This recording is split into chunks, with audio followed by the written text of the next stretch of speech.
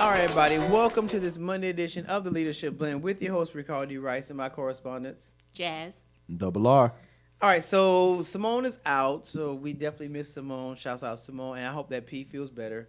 So she's out. So Jazz gets to be Simone 2.0 today. So we gonna see what she can do. Big shoes to fill. We gonna see what she can do today because she's supposed to be that chick. So we're gonna see what she can do because she always saying, "Well, what's my assignment?" Blah blah blah. blah. And I just want to feel important, pretty much. So this is your shot today to show me, what you can really do in the absence of everybody. And then Double R's back, so you know how he is. So he's going to get into 50,000 things. Yeah. But today I'm going to flip the script. So we're actually going to cover an entertainment article that I saw. And I've always kind of secretly thought this, but I would never have said it out loud. So apparently rapper Kodak Black says that Tupac and Biggie were only legends because they died. That's the only thing that made them legends, the fact that they died at a young age. He's not the first one to say that. I'm not going to front. I've always secretly thought that because they didn't have 6 and 7 albums. What you mean? It's like What you mean? that the only thing that made them... Biggie has 2 albums and then 2 post-mortem albums. Oh, posthumous? How you say it? Posthumous album. Whatever. Whatever. I think Bruh died and then put out 2 albums. Which is creepy, Pop but... put out an album every other year after he died until 2004. How is that possible? Because he had that much music. Like, he had that... Don't forget, he had been recording since 88, but then put his first album out until 92. So, like, he had lots of music ready. He was in a group. Like, he had a lot of music. And it's time... He made... Like, this is just my opinion. His music is timeless. Biggie's music sounds dated to me.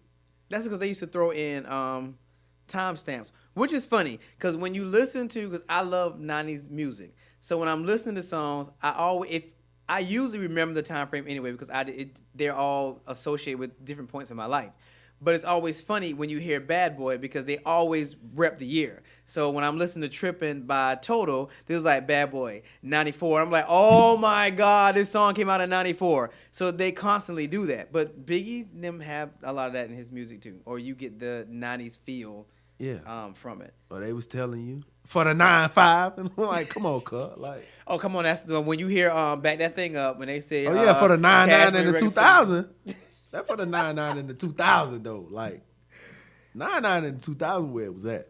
But no, I mean, it's always gonna be a conversation. Like, who would be legendary if they was alive? Like, I feel the same way though.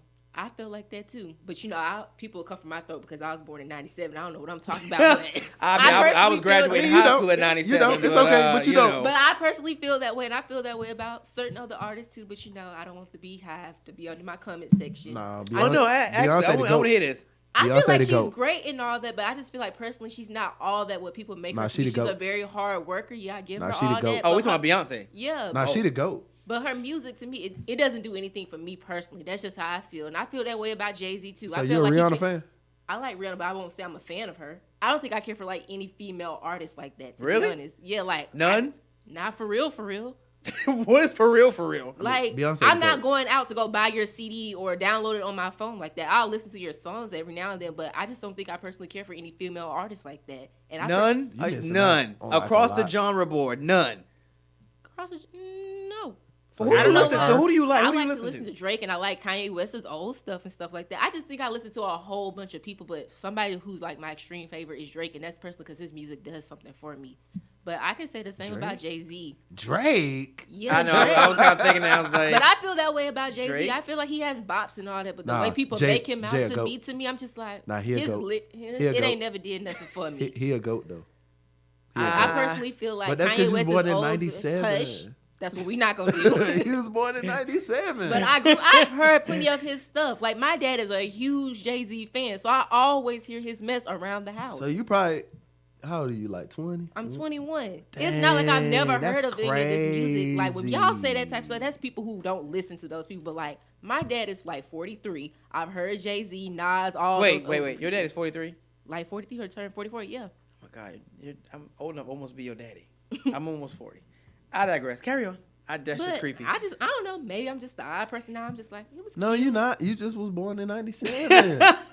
Don't be ugly. I mean, look, I can appreciate Beyonce's a performer, first and foremost. Goat. She's not an artist. She's a performer. She's a goat. That's what she is. And when you account for everything she's been through, going from a group, being single to a single artist, she's put in the work. That's what I think people forget. It's beyond her just being Beyonce. Yeah, she's put in the work. She's put in the work. I think she's been that chick. Like, no, she been in here a dub. Like, people forget, like, the group came out in 97. Yeah. 96. Yeah, she was in a group in 96. Jay-Z put his first album out in 96. She was in a group in 96. So since 96, she been Beyonce. I'm not taking that from her. She I just goat. think she's a hard worker, but to me, I just like. I can't believe you don't like any female artists. Not like So that. you don't Not like her? one. That's what I know. like Her, SZA? no Jasmine Sullivan. I like Jasmine Sullivan. Yeah, I like Mariah Carey too, but she's a drama queen, so. Well, and she can't sing And anymore. and her music ain't never been it. That's what we not gonna do. Yeah, but I love Mariah Carey. We're not gonna do that. Like, now, like the her last song. couple of years, she's been garbage. Couple of years. But, Couple. I have any Mariah Carey song, I I'm don't about know. that life. She was the first chick that introduced to me that could actually, like, sang when she came out with Vision of Love. Until she hit that So- scream. And after she started screaming, her voice started declining. Actually, that scream goes into for a lot of songs. Because when I try to sing Emotions for karaoke and she gets to that big squeal, Oh, I used to could do it, can't do it anymore, but she can't either, so I don't feel so bad. But that squeal used to go with a lot of her music. But And- Mariah Carey has done so many different types of music. Like, there's a gospel song she did, Anytime You Need a Friend. Sometimes I have to put that song on. And Sometimes you just need a friend. And she's like a trend follower. She's never set a trend in music. She used to. When She first came out. She was one of the first artists to do R&B and hip-hop when she did Fantasy with ODB. Nope. Whatever. Nope. Being a pop girl as big as she was at that time, that was a big deal. Nope. Who did it then? Before her? Yes. Mary. Who? Mary. Mary was an R&B girl. She was not a pop girl. She Mariah wasn't was a pop girl but doing it. Mary J. Blige is a hip hop girl. We're not talking about that's a whole all of her separate music genre. is hip hop. That's a whole separate genre. Mariah Carey was a pop girl who was topping the pop charts, and she went and got ODB and did a song together. That was big because pop artists were not doing that. You're not gonna take that from her. She did that. Mary J. Blige is a hip hop artist, so her doing it was a big deal She's an R&B for artist, us. But as a pop her artist that sound. is across the board, and Mariah Carey went and got ODB Yeah, from because Wu-Tang she Clan. followed trends. That was not she set that one. Nobody was doing that. She needed ODB from Wu-Tang Clan. that. She needed that. Not at that time. Why She was she at the top did? of her game at that time. In pop. Yeah, that's all she needed. What do you think everybody trying to get the pop? That's where the money is. You know that. I'll tell you that. They think that that's where the money But is. I mean, now is. it's different, but back then it was. It was that. No, if you can get on the pop charts, Yeah, if you was could, doing if you something. could get on the pop charts, you would get the acclaim and the this and the that. The thing that Mariah Carey has never been good at is touring, because Well, her live y'all just shows, saw this her tour live she just shows are did. not interesting. That Well, little kick she's she did, not. it wasn't cute. but Mariah Carey. But that's what I She's think never that's- been a good performer. This ever is true. Well, in her whole career. that's the difference between her and Beyonce. Mariah Carey. That's the difference is a between singer. her and Whitney. Whitney couldn't dance and perform, but when she sang, it was a performance. That is the difference between everybody else and Mariah Carey. Mariah Carey get on stage and like that scream. I can't. Nobody can do that scream. Not even her. But that's Not all now. she did. That's all she did. Well, she's not. And she had to she's not the one to say, hey, I'm going to create something else and have other people follow me. She didn't do that. Everybody wanted to be Whitney. She wanted to be Whitney. Christina Aguilera wanted to be Whitney. Nobody said, oh, I want to be Mariah. Okay. Nobody. I'm still not gonna take away from her and ODB. Like at that time, she did that. Like nobody was doing stuff. No pop artist was going to get a hip hop dude from a popular hip hop rap group. And they blew Wu-Tang. through the budget. They blew through the budget on that video. What, Fantasy? Yeah. All it was that was at a part of. Actually, no, she wasn't the first. Because when that song came out, Janet had already did the song with Busta. And this Which is one? Janet. No, talking because about that was Gonna on his Make? album. The song that they did for her album. I still don't count Janet. What? I It's still don't Janet count Jackson, bro. Anything Janet is a Jackson. I feel that way We're not too. about to put her in a category of Mariah Carey. Janet is a Jackson. Anything she does, unless it's god awful, she good. Like, it's Janet Jackson. Mariah Carey doing that was a big deal because you didn't see artists like Mariah Carey doing that. Like, and then Mariah Carey at that time, truth be told, we were still trying to figure out what Mariah Carey ethnicity was. Truth be told, a lot of us, it's like she looks like a black girl, but we're not really sure. And then she does a song with ODB, and we're like, okay, we kind of got a better idea of where she stand, where she fall at now. So for her to do that, it was a big deal. Because, again, she popped out of nowhere with Vision of Love. What was the name of the album? Was the album Vision of Love? I think the album was called Vision of Love. She pops out with Vision of Love. She sings that, and everybody says, oh, my God, she can really sing. She does a couple more songs. Then she comes out with that particular album, which might have was called Fantasy. And, you know, you get a whole different side of her. Then she keeps going, and she comes out with Honey with Mace and Puff Daddy. Like, she set a trend at the time for pop music, like so going to get. If Mariah Carey died, would she would be a legend because she's a legend. But she's a legend. What you not about to rob Mariah Carey? That's what I'm you're just not about saying. to do. Like because it's all preference. Like a lot of people that didn't listen to Big would say that about Big. The same thing that Kodak said. Like he really only a legend because he died.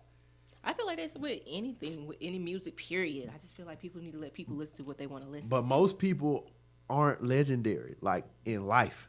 Like Biggie had moments, but I don't know if his life was legendary. Pac had a legendary life. Like he went from a dancer in a group to like one of the biggest stars on screen to also the biggest star in rap music. I ain't forgetting Pac was an actor. A pretty like good one too. like Pac and DMX were those guys for hip hop. Pac, DMX, Will Smith, LL Cool J, Ice-T, like those were the guys at that particular time. It was Pac, it was Will Smith, it was LL Cool J, and it was DMX. Like where you could go listen to their album and they'll cuss you out on the album, and then you'll go watch a movie like Poetic Justice. That's one of the best movies ever. That movie is awful to me. What? Yeah, that's a very strong statement. That's a you very was born strong in statement. 97. That whole story. You were born in 97. I have to agree. Her Poetic Justice was the best movie. That's a stretch. I said it's one of the best movies ever. I don't. Now, if you'd have said for Tupac, if you'd have said Juice. Nah, Juice got that. Juice is a GOAT movie. Have you ever seen Juice? Mm-hmm. Now, Juice, Pac played that because I was like, even I was scared. I was like, bro, he can come get you. Like he's serious about that thing. Like that was born in 97. Was good for. But a lot of people do say that. Like people say that about certain, especially singers in R&B. Like if Aretha would have died in the 90s, I don't know if her legacy would be remembered the way it's remembered now. She wouldn't have those moments that we remember her for, like when she called Beyonce a diva on radio. Like she wouldn't have that if she would have died in the 90s. If Patty died, if Patty died, we wouldn't have those pies. We need those pies. I ain't gonna front. I kind of got hooked on them, so I actually have to agree. We need those pies. They are good. That's sweet potato. Yeah, I can't even front. That's sweet potato way to say it. It took me some. My mama's sweet potato pie better, but that pie is close. I had to wean myself off of them. I was like, this is actually good. It's a lot of artists like that. Like we don't remember like Donny Hathaway, like his contribution to music. Like he gave us a daughter that could do exactly what he did. Yeah, but don't you think timing plays a factor in that? That was a long time ago. Like for us, like the only reason I even know specs about him is because of Layla. Like she'll pay homage to him, but I'm not really I don't know a lot about Donny Hathaway. I know some of his music, but like that's a long time ago. Curtis Mayfield, like they're all and he died like in the last 20 years. So it's like when people die, brings up comments like that. Because if Kodak was born in the early 90s or if he was born in the 80s, he wouldn't say that. Kodak like 23. We the same age. Me and Kodak the same age. He 21? Yeah. So seriously? Yeah, I can't take me and Kodak the same age. I can't take neither one of y'all serious. But like I said, I brought it because I've always said the same thing. I was like, born in 97. All right, you're right, 97. You know what Monica used to look like in 97? Yeah. Actually, she was not attractive. Yes, she was. No, sir. Yes, she was. Monica's been pretty ever since she came out. Monica had a pretty face, but Monica used to look like somebody auntie. With that, cause she had the '90s haircut. She's still like with the joint that covered like half of her face. She had the joint that it was real big at the top and covered half her face. What? No, she didn't. Monica always had a short little cut. Nah. Okay. No, Trust not me, always. I know I'm a Monica fanatic. Which She- shouts out not to Monica always. for meeting her in person. Monica's amazing. She is so pretty. She is. She looks exactly the same. I've seen her in person before. She's really pretty. Like She's she's one of those people who's like, dang. Like I spent 2 hours with her when I did her son's birthday party at my job, and she's nice. She's amazing. She's like the And she a roundaway gangster girl. for real. Like yeah, that. yeah, she her gangster. posse- I heard yeah, she her real posse's hood. pretty. Like she get down. Like Don't let the cute face fool you. Yeah, like I saw her posse. I was like, okay, yeah, you Nah, do she that gangster shit. for real. You But that yeah, it's just one. I think age always play a part in that because a lot of people wouldn't be legends if they died right now. Well, no, because half these kids don't make any decent music. So I'm talking about period. Like they just wouldn't be legendary. it Like depends on your contribution. Like think about this. X and Mac Miller died the same year. I don't think that X was nowhere near close to what Mac had contributed. Who was X to. X? him? Who was X? Yeah. He Who? got that one song that I like. And And that's that's what I'm about saying. it. But I a don't lot know of who that people, but his sound that it is not necessarily his sound. A lot of people don't give that to Mac, what he brought to the game, like him and Cudi when they came into the industry, that kind of emo sound. But Mac was actually making the beats and producing the music, But and people don't writing the realize music and performing the music. But he white, so you supposed to sound sad. I'm just saying, in hip hop, that's how we look at them. A lot of people look at white dudes when they rap the way he was rap, like, yeah, he on drugs. He's supposed to sound sad. And then you start seeing the trend in music, and you're like, oh, now everybody sounds sad. Up tempo beats, and you sounding sad. Like we got that from him first. Where if you listen to Macadelic, the mixtape, or you listen to Watching Movies with the Sound Off, the album, like if you listen to a lot of his music, a lot of things that he brought into the industry that he introduced to music, all these kids doing it. All of them. Everybody want to sound sad. Look at the little boy Juice WRLD. Every single song on his album is about some girl that left him and drugs. Who comes up with these names? Like That's what I'm saying. they were doing a roster His name is Juice WRLD. of stuff, and I'm like, who comes up with these names? If Juice WRLD died tomorrow, like nobody would care. Well, that's nobody half the care. rappers. I mean, most of them, if they kick the bucket tomorrow, like Yeah, nobody would care. they pretty much all sound the same anyway. So it's like nothing distinguishes most of you guys. So But it's always the contribution. Like Yams, ASAP Yams has a day in New York. wait, who? His name is A$AP ASAP Yams. Don't do that. Don't do Oh that. my God. Don't do that. Don't do that. The boys will So- come find you. The boys will come find. ASAP Yams. So he's a part of the ASAP mob. He died. You know, ASAP Ferg and all of them. ASAP Rocky. Anyway, he died. He died from a drug overdose, but he contributed a lot to the industry, How to old the was game. He was like 25. Babies. Yeah, but what he contributed to the game gave all these people inspiration. Like, no, he gets a day. He gets a day. Capital Steez. Like, it's certain people, the energy that they bring to the industry, you remember that. A lot of these dudes not gonna do that. Most people not gonna do that. Look at, you ever been to a funeral and people trying to find stuff to say at the funeral? Like, I remember when we grew up together, you know what I'm saying? Like, we used to play back. Like, shut up, bro. Like, let this lady sing this song, let that man do the eulogy so we can go home. I ain't trying to be in here for some hours. This ain't Sunday. Well, I already told him when I die, I want a party. I don't want nobody showing up in no black. I don't want nobody crying. I want a party.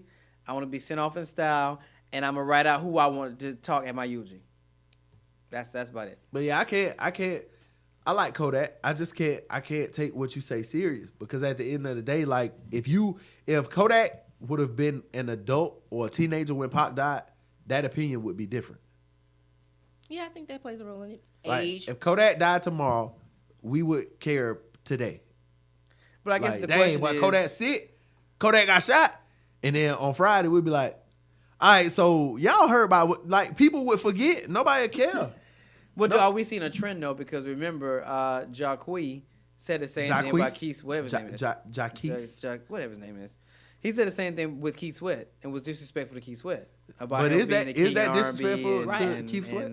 When was Keith Sweat ever the king of R&B? Are you serious?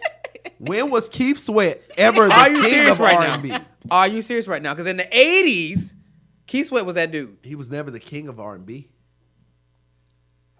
I would give him Keith that. Sweat is like when Bobby Brown said, "I'm the king of R&B." My guy. You got one album You do realize that Keith lasted Sweat, for 6 years until the 90s when you came out with another hot song. Like, come on, bro. You got to stop. that's Bobby, but we talking about Keith. That's a whole different ball game. Keith had, was that Keith dude. had that album that he rolled out for a couple years until No, he got Keith another has an hit. extensive discography. No, I'm talking about, if you're talking about in the 80s. I'm just saying Talking he about early had, Keith until now Keith. How many songs you remember? What's the Keith hits? Sweat? What's the hits? What's that? See, you're doing too much. You don't remember the name. It ain't no hit. No, actually, I was just listening to like 5 of them the other day. When he came back out in the 90s and brought out the girl group Cut Close, Get Up On It. I know. I Want Her. But don't make me go down the list because I can name got a good 6 or 7 of Keith Sweat. Keith Sweat was a dude. Like, he was that man. Now name in the 80s. Name 5 R. Kelly songs. Of course I know R. Kelly. I'm a 90s baby. So you can't call yourself the king of R&B when R. Kelly was alive your whole career. Seriously. I'm just saying. You can't call yourself the So king you of say that R. Kelly is the king of R&B? The Slick. Really? Slick. I don't care. I how- don't care how that would you people do that? don't like him no more, but Slick. Oh, I mean, I still care. I still rock with him, so I care less how people feel. I But still rock like with him. a lot of these guys aren't the kings of, like, you can't. Okay, How? we've talked about this before. So what constitutes a king? Of R&B, Yes. longevity, Which both of them have. hits. Which both of them have. But we talking about like a lot of hits though. Don't R. Kelly came out with a series called Trapped in the Closet. It is 49 episodes of Trapped in the Closet with him in them. With him in them. He's in all 49. Trapped in the Closet is a hit. And it's a skit series. Literally. How do you define hit? Are we talking about album sales? Or we just I'm talking about the fact period. Trapped in the Closet is a hit. Ask anybody that was on the internet in 2005 and to 2010, you watched every single episode of Trapped in the Closet. Every single one of them. I mean, it's creepy, but we did, but that's not the point. When that midget hopped out on bro, like, come on. Keith Sweat don't have that. He don't have that. Nobody Keith in R&B Sweat has is that. older, so of course he's not. You're not going to Keith discredit him Sweat because not he's that older. much older than R. Kelly. He's older than R. Kelly. 50. No, he's not. Let me look at No, it. Keith Sweat is Hit them older. Googles. Hit them Googles. Keith Sweat is not that Keith much older than Sweat R. is Kelly. older than Keith R. Sweat Kelly. probably like Keith 55. Sweat is No, we're not. If that. You're not about to discredit Keith Sweat. If Keith Sweat that. was the man in the 80s. Keith Sweat is 57. All right, how old's R. Kelly? 50. 50. He's 50. They're 7 years apart. 52. 5 years apart. That's what I'm saying. You can't be the king of R&B with R. Kelly alive. I don't care. You And still talking active? about, you still talking about 2 different time periods. You talking about the 80s versus the 90s. So a lot of the work I'm that talking Keith Sweat about put in. Keith Sweat is late 80s. R. Kelly is late 80s until. No, R. Kelly didn't come out in the 80s. Didn't he come out in the 90s when he came out with Public was it Public Announcement? It wasn't Public Enemy. Public Announcement when he came out. That was like the 90s. 88. Keith Sweat started his career had to be in like the early 80s. 85. So that's the transition over to the late. So we talk about 3 years. They 5 years apart. That don't seem right. Because in my head, there are 2 different times. First album came out in 1990. I remember rocking out to I Want Her and being small in the 80s. And then I don't remember R. Kelly until... 1990. His album he Like put the out music in 90s. 1990. Was that his first solo project? That's when he was with Public Announcement. Because I think he was with Public Announcement in the beginning. 80s. He was in a group in the 80s. No, I think that was in the 90s. That's in the 80s, sir. On break, I'm doing research. Do You're your not research. getting this one. All I'm You're saying, not getting it this don't one. matter You're when they not came getting out. this one. You cannot be the king of R&B when it. Think about all the people that was popping when Keith Sweat was popping, and he wasn't even the most popular one. Luther. Who else? What's the group? What's the BBD. Yeah, what's the Johnny Gill? Who else? I don't lump them in the same time periods though. Like What that, you mean? That's that- all of them 80s. sound- no, That's all 80s. That's all on the the break. 80s. I'm doing research on the break because I don't. You put can't them all in the tell me same- that Keith Sweat was bigger than Luther in the 80s. No, but I don't put them in the same category. How? Keith Sweat was How? not a R&B? singer. R&B. Luther was a singer. R&B. I don't care what you say. I simply has different classifications. When you think of Luther, you think about a singer. When I think about Keith Sweat, I think about like a R&B like bump type thing. He definitely can't be the king of R&B then. Why? Because if that's how you think about him, he can't be that. So who would be if I in that? R. headspace? Kelly. Why do we keep going? That's it. Why do we keep going back to R. Kelly? That's it. Because that's it. You got 30 years of hits, 30 years of memorable moments. One of his most memorable moments is when he peed on a girl. But like, that's all I'm saying. Like, nobody else has that. Nobody. Brian Music. Brian McKnight is a great artist. He is not. Nope. Brian, to me, and this is me, and I might get killed for this. In my opinion, Brian McKnight and Luther Vandross are very, very similar. They can sing. They were very talented. Their albums were not good. Luther's album was good. Stop. Stop. Luther has some songs. He has some songs, but that's it. Some songs. If you put out an album with 15 songs on it, and only some songs is good, but that was the trend in the 80s. You didn't like every song. Well, nobody can recite every song. You can't recite every song on any R. Kelly album. You're right. Exactly. So why would you put that on Luther? Like, you're not going to remember every song, especially back then, because they used to have a lot of songs on albums. R. Kelly wasn't putting 30 songs on no album. R. Kelly was the one that started doing 2 disc albums. Yeah, and it was hits. All hits. You do not remember every song on an R. Kelly album. when he was bald head. You can save that. You can save that. He was bald head in the overall remember. with the Timbs that didn't have no shoestrings in them. You got too much money to not have shoestrings in them Timberlands, R. Kelly. Again, you're not going to tell me on a 2-disc album you remember every song on an R. Kelly album. I'm not going to lie so you to you. can save like that. I'm not going to lie to you. So why would you hold Luther to that standard? I bet that album was better than Luther Vandross' album. Any album. Any Luther album. Pick any Luther album, and I put it against any R. Kelly album, and I bet it's better. When did you get on the R. Kelly train so hard? I've always been a fan of his music. I'm not dealing with you. It's a lot of people that's like that. But I think that Brian McKnight came out. Brian McKnight is like Kobe. Like, you super talented. You just literally came in the league at the wrong time. Because you could never be the best in an era like that. Because you got Brian McKnight, you got Joe, you got Tank, you got Tyrese. Like, you got... Wait. Yeah, Tank has you been... lumping way too many people in the same, in different... You talking about mid-90s, spaces. so 96... When dudes become active in their careers. Like, who we talking about now? Because you done named a bunch all of these people. All right, Tyrese didn't come out in 2000 when he came out with something Watts. He didn't come out in 2000 because he was the boy that was singing on the bus in the Coke commercial. But he didn't drop his album in until the 2000. 90s, though. That wasn't in 2000. That was in 2000. That wasn't in 2000. That Do your was in Googles. 2000. You said Fine, in I'm front of your telling you, computer. that's 2000. I'm telling you, Tyrese this came out in 2000. He had to, because I remember when he was the boy on the bus on the Coke commercial. You talking about like his first CD? That wasn't a Coke commercial. And stop trying Pepsi like that. 1998. So 2000. When did 2000. He Brian came out in 2000. Brian McKnight came out like 95. And he was not popping in 95. What was his first album? I don't remember. He came on that first album. That's what I'm saying to you. I don't that remember. First album had that one song on it. That song. One last cry. That's what I'm saying. Brian McKnight came out in 92. Actually, there you go. So, like I said, you lumping people and time periods. They didn't have any business being in together. No, nobody care. Actually, in R&B, we did care. You didn't care. We didn't care. How? And that's what I'm saying. You lumping people in time periods. Now, you just lumped Tyrese and Brian McKnight in the same space. And Brian McKnight came out in 92. All these other artists, Tyrese came out in 2000. And what I'm telling you is that he came out in 92 and doesn't have a memorable piece of work. Yes, he does. Except for One Last Cry. No, he does not. I can name 5 other songs from Brian McKnight. Name 3 other songs. Back at One. That's 2. That other song he had with Mace. Both of those songs are hits. One Last Cry. Did he do the Back song at for? One. Did he sing that? What? No. Anytime. No. Okay, that's 3. Anytime. That's 3. You said name 3. Exactly. Hold on, I'm trying to think. Exactly. Who did the song for Milan?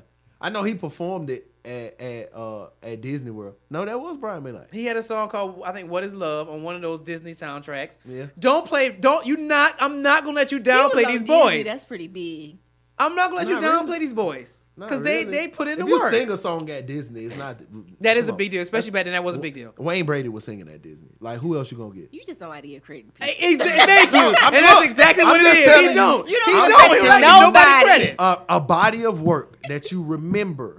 He doesn't have one. That's you saying that. I can remember that. And I can name a lot of other people who can remember Brian McKnight's work. That's just you because you don't care for him. Because at this point, the only person you want to give credit to is R. Kelly. I'm not knocking R. Kelly. I own a lot of R. Kelly music that I'm not deleting or getting rid of. But I'm not going to give him. He calls himself the Pied Piper of R&B. He can keep that title. He is the king of R&B. Because he can keep the Pied Piper of R&B. Who is better? There's plenty that were better. Who? Like, we just named some of them. Who? Better at what? That's the question. What are you saying they need to be better than? If I'm saying that he the king, then who? And you just said they was better. There are some that are better than him. I mean, then what? R. Kelly was good. I can't name. Tell me the name of a Brian McKnight album that's like Back at One and Anytime. Those two his albums right there. Are they good? Yes, they're good. From start to finish. Yes, especially or Back at am One. I just skipping to the songs that I know? No, Back at One was actually a very good album. I remember most of the songs on it. It was a very good album. I'm skipping to the song I know. That's you. I'm not doing that to any R. Kelly album.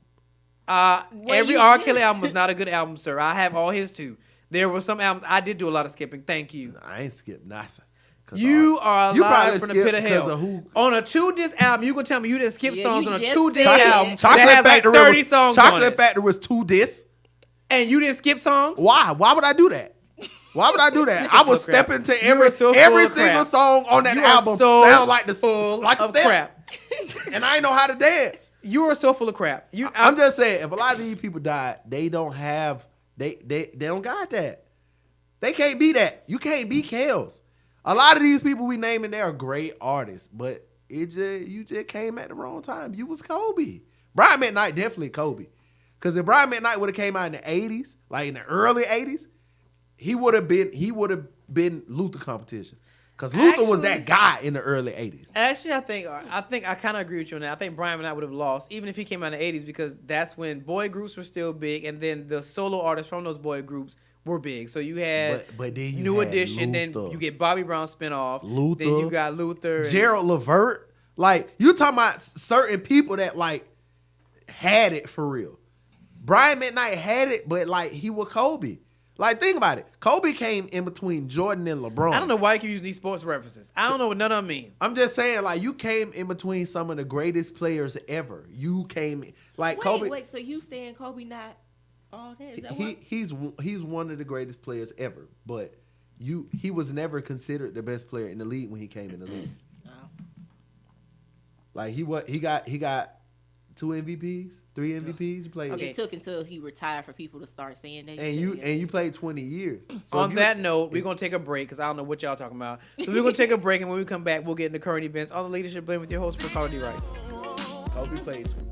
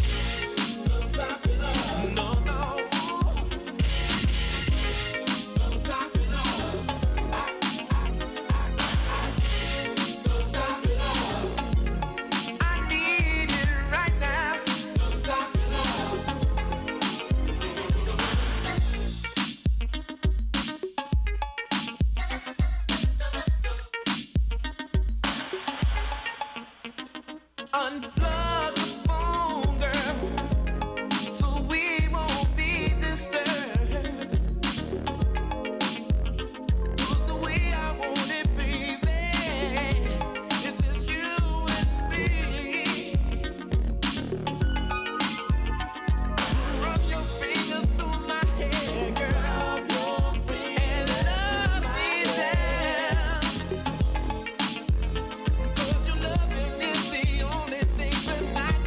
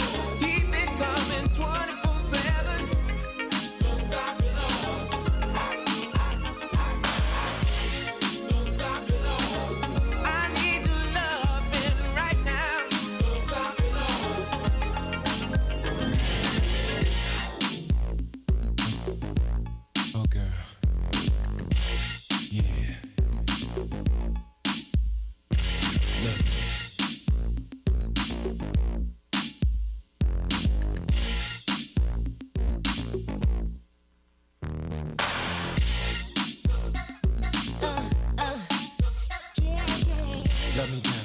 Love you down. Yeah. Put your arms all around me.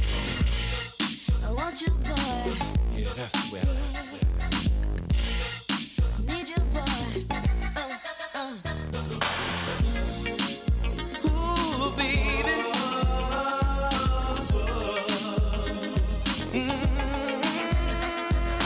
Yeah, yeah.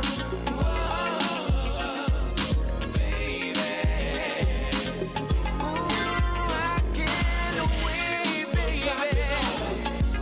Oh, just touch me, baby. Bring your body next to mine, girl.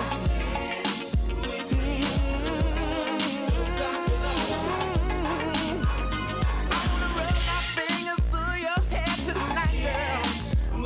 I wanna love you down, all the way down, baby. Touch me, girl. Ooh, touch me, honey. Don't stop, don't stop, don't stop, baby. No, no. Take me under yours. Hold me. Love me down. Make it so good, girl. All right, everybody, we are back on this Monday edition of the Leadership Blend with your host, Ricardo Rice, and my correspondents. Jazz. Double R. So on the break, for those that watch Facebook Live, Joseph played Keith Sweat, So? and I was in here jamming because Keith Sweat is an 80s artist, and that's what we did in the 80s. So Double R is just a hater, and that's just what it is, and that's okay. Oh, so quick little news thing, because you enjoy this. Disney says that its Fox takeover will take effect March 2020. That far away? Yep. So basically, Disney is spending $71 billion to buy almost all of 21st Century's Fox. Like, Wait, yeah. how old was that article? Because that deal is done. No, it came out on the 12th. Because that deal should be done. I read an article on that the other day. Now they've been working on it for a couple of years. Well, I know, but basically they're buying all their material back, but this is to buy 20th Century Fox. So to buy Fox, that part of Fox. So the division that produces Spider-Man movies and because The Incredibles is a 20th Century Fox movie. Really? Yeah. Huh. What else is 20th Century Fox? Deadpool. Deadpool. Well, I mean, 20th Century Fox has X-Men, Deadpool, Fantastic Four. Yep. All that and stuff. they buying it. $71 billion. Well, I mean, they got Which is actually really cheap. How you figure? Deadpool did very well. Deadpool probably did $100 million first weekend. Yeah, but you talking about 7-something billion. 71 billion. You said million or billion? 71 billion. That's a lot of money. You talking about that's not billion? Do you know how much $1 billion You know and how many 71 DVDs billion? and Blu-rays them guys probably done. But 71 billion, that's a lot of money. You make it sound like that was 71 million. No, bro, that's 71 billion. billion? I don't know. I'm sorry. Do you even have 71,000? Nope. Okay, then. So for you to say that 71 But billion. I got $71. But yeah, I thought that was super interesting because the way they was talking about this deal last year, because they've been talking about this deal since last year. Yeah, well, that's when it started. that it was done already. Well, you got to remember, when you have a deal between two conglomerates of the size of Fox and Disney, it has to go through acquisitions and mergers, which are all government agencies that and I forgot what the other office is called. But they have to make sure that, you know, they're not crossing lines and all this other kind of stuff. It's the people that make sure that we don't have major monopolies. So this stuff, it's like when all these other But Disney in itself is a monopoly, and what they're doing is they're positioning themselves to compete. Because Disney, they're you remember we talked about this last time I was here about their streaming service that they're introducing next year. Streaming service. Yeah, so they're introducing a movie streaming service for all Disney movies. They haven't pulled all their Disney movies, but they canceled all Disney material until 2020. So we won't see any of their shows again until that app is up. So everything got canceled. So Daredevil, which was really good. Jessica Luke Jones. Cage. No, they ain't canceled that yet. Everybody waiting for it. They hadn't canceled Jessica Jones yet. It's still on, but they don't have a new season coming. I think they got approved for a new season. That's the weird part. Everyone's like, okay, you took Luke Cage, you took the Yeah, that's because Defenders. Luke Cage just got renewed for the second season, and then No, they're uploaded done. The The second second, season. they got renewed. Well, we were waiting for a third season. They just did the second season. It was done. We were waiting to hear where they would get renewed for a third. They did it with Iron Fist and Luke Cage. They both had played out their second season, so we were all kind of sitting around, we knew Luke Cage was going to get renewed. It's like Luke Cage is killing it. So that's when they announced Iron Fist got the axe first, then Luke Cage got the axe, then I think they asked Daredevil. So everybody's waiting. We're like, why haven't y'all asked Jessica Jones? Like, we wait for them to ask Jessica Jones.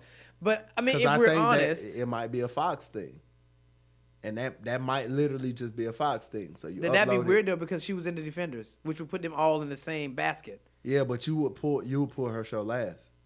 Go ahead and pull it last. Jessica Jones and Daredevil had more views on Netflix even than Luke Cage. Luke Cage was popular with us. It's the blacks. I don't know about that one, but you can't get proof from that anyway because they don't do Nielsen's on Netflix shows. So the only person that has that information would be Netflix. But if you really think about it, at some point Disney was going to do this because Disney can take their stuff and they'll put it in the Disney Vault and only open the Disney Vault when they're good and ready. So eventually they were going to figure out, well, it's good marketing because people want it bad enough. So if Disney was like, you know what? We need to make some money. All right, so we're opening the Disney Vault and we're giving you Dumbo. Live action Milan 2022. I seen that on Facebook yesterday. Well, I think it's Mulan, Dumbo. No, Dumbo comes out next month. Yeah, Aladdin comes out in I think May. Yeah. So they're doing live versions of pretty much King. everything. Lion King probably gonna be the biggest one, but I think Dumbo is the one that looked the best. I don't understand what. I Honestly, didn't even like Dumbo. The Dumbo cartoon. one of those cartoons you don't even really think about. Like I forgot about Dumbo Because of the storyline behind. So it's a lot of history behind that cartoon. Oh yeah, that's what I'm talking about. I forgot when you go. Now that I'm an adult and I saw the points. I was like, ooh, Yeah, they are right. The Black Crows and Yep. yeah. You gotta go back and look. Excuse me. That's the thing with a lot of Disney stuff. When you watch it as a child, you like, but it the truth. And then you grow up and you watch it again and you like, this what y'all was showing?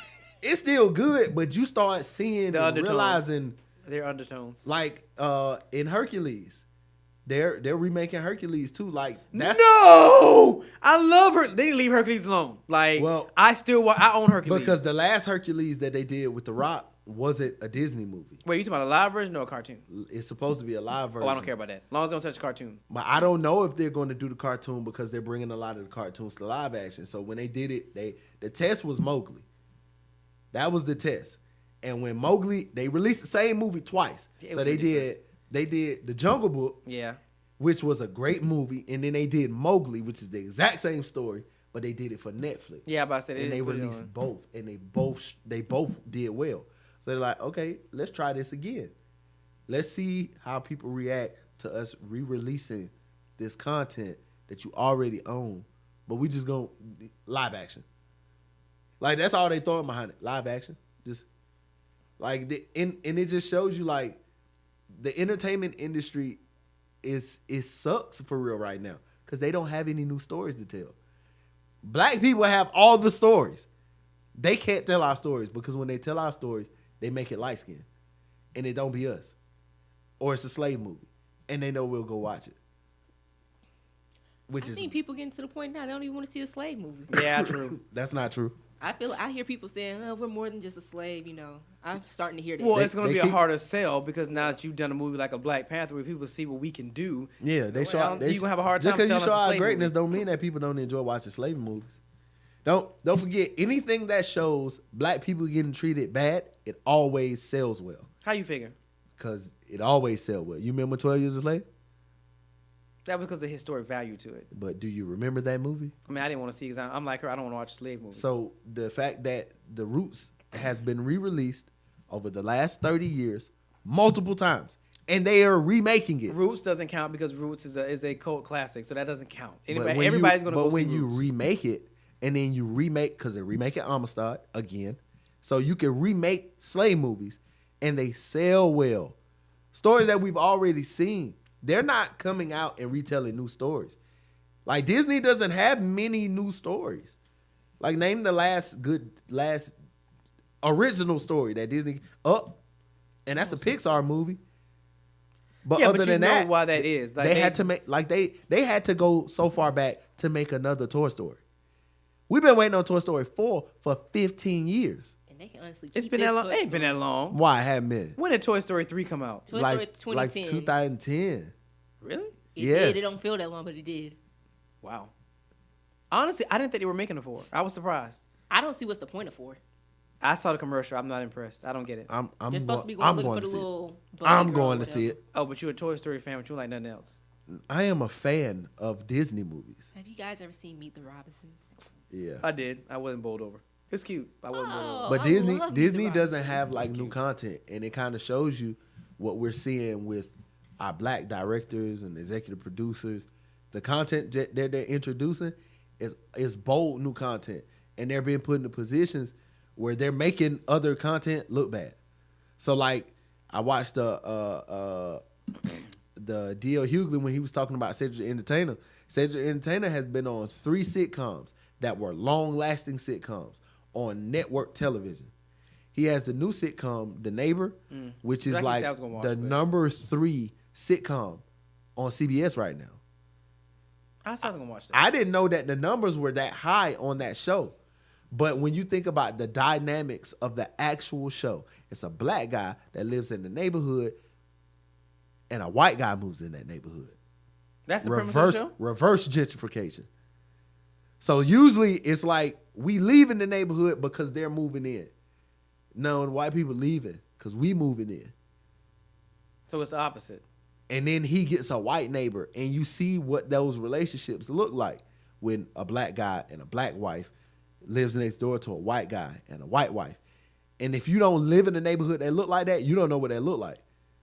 Because and most of the time, even if you do live in a neighborhood like that, they probably don't really talk like Yeah, that. you don't talk to each other. And this show is like introducing new dynamics. Like we're seeing it with Jordan Peele or with what's her name? Who, Lupita? The director. Ava DuVernay. Ava DuVernay. What is the little show that everybody like? Insecure. Yeah, her. Oh, Issa Issa. Rae. Issa Rae. Like the content that they're introducing, even with Issa, she's becoming one of those. She's becoming like a Tyler Perry type star, where she can star in her work, and it sells well, so she can direct it and produce it and write it and be in it. That's what we're seeing with Donald Glover. I want to star in it. I want to write it. I want to produce it. I want to do the music. I want to do everything with this and then present it. And then now they're like, hold on, maybe we should put like these black people in these places. We need that crowd. So when you see somebody like Jordan Peele to do a movie like Us, to be able to do what he did in comedy, even if you look at their comedy, you realize like the content that you're introducing, it's not only just funny. It's like what Dave Chappelle did with comedy. It's not just funny. It's a lot of other things where you can create content from that. And then you see when I saw that he was getting ready to reproduce Twilight Zone, and he's going to be in it. Why? White people didn't enjoy Twilight Zone? Not really. We didn't watch Twilight Zone. You watched it? I mean, I did, but I'm weird. We didn't watch Twilight Zone like that. But now they get us because it's somebody black doing it. But he said he was going to make it black, and that's the difference. So then it's not going to be the Twilight Zone. It's going to be Tales from the Hood. No, because Tales from the Hood was in the hood, and it was very hood. It was Twilight Zone-ish. Did you ever watch Twilight Zone? Yeah. Then it was Twilight Zone-ish. But Twilight Zone So it's was going to be weird. Tales in the Hood. But it's different when you see us doing it, though. Because we weren't, like, playing the actors in the Twilight Zone. We wasn't doing the music in the Twilight Zone. We wasn't directing those scenes. The in Twilight Zone came out in like, what? Yeah, but they remade it 4 60s. times. And now you get to see us behind it. We get to do it now. So when we start taking over those, what is it going to look like 2025? Well, I mean, the reality is Hollywood has never known what to do, how to reach black audiences. So because when you don't know something, you tend to write it off.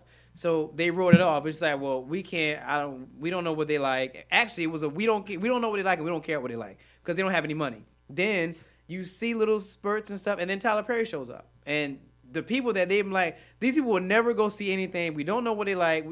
Tyler Perry shows up. Madea all of a sudden now it's like, wait. And he continuously sells out. And it's just like, wait, how are you getting them? Who are these people? So, it opens the doors for, the Ryan Coogler's to get the chance, some other people to get the opportunity to do it. Then you get Ryan Coogler who does it, and Black Panther, I think, is the top solo Marvel artist, which is huge for Marvel. Number 2, because... who's first? I'm talking money-wise. Isn't he first money-wise? Black Panther killed it. I think money-wise, but outside of the Avengers, the solo artist, he's number 1. They expecting that he might lose that, though. To who? The last Thor movie and the last Iron Man movie. I don't see that happening. Because the last Iron Man movie, I don't even know if they're giving Iron Man another movie, because I think he's dying off in the second part of Avengers. No. Yes, because I think Captain Marvel's taking over. He didn't sign a new deal. I don't know.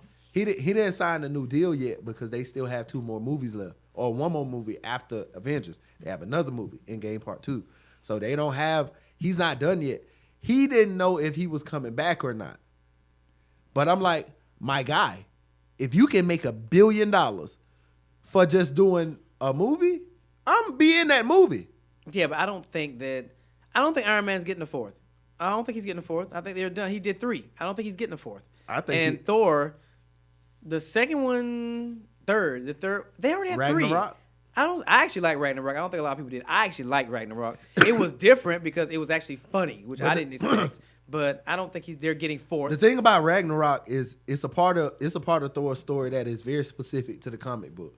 And that's what they're doing with a lot of these characters. Now with the Avengers, you have to introduce so many characters in a rapid rate now because of where you are in the story. Usually you don't get this part of the story where they have to travel to fight Thanos until everybody's already met each other. So the Defenders, when they finally meet the Avengers, and then when Spider-Man becomes an Avenger, and then when he leaves the Avengers to join the Defenders, and then when Wolverine eventually joined the Avengers, like when you get to that part of the comic book, that's when you start seeing this change of how Ant-Man came up with the plan to kill Thanos.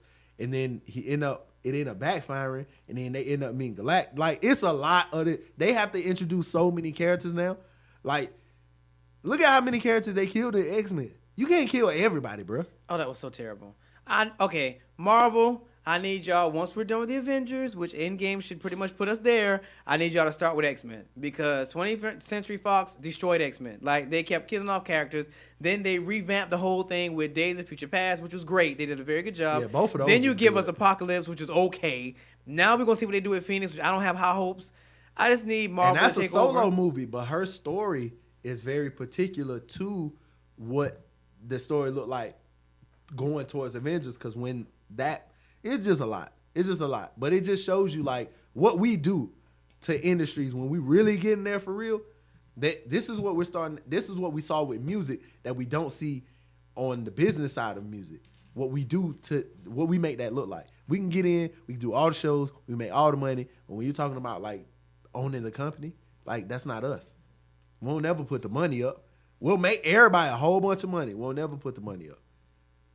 Like, we just gotta make that flip. We gotta make that flip, cause this stuff that they starting to do out here with this news, what? This news, like, I'm just starting to see, like, in the news, like, there's becoming less and less respect for black people. Like, no, you're supposed to be here, like, and if you don't want to be here, leave.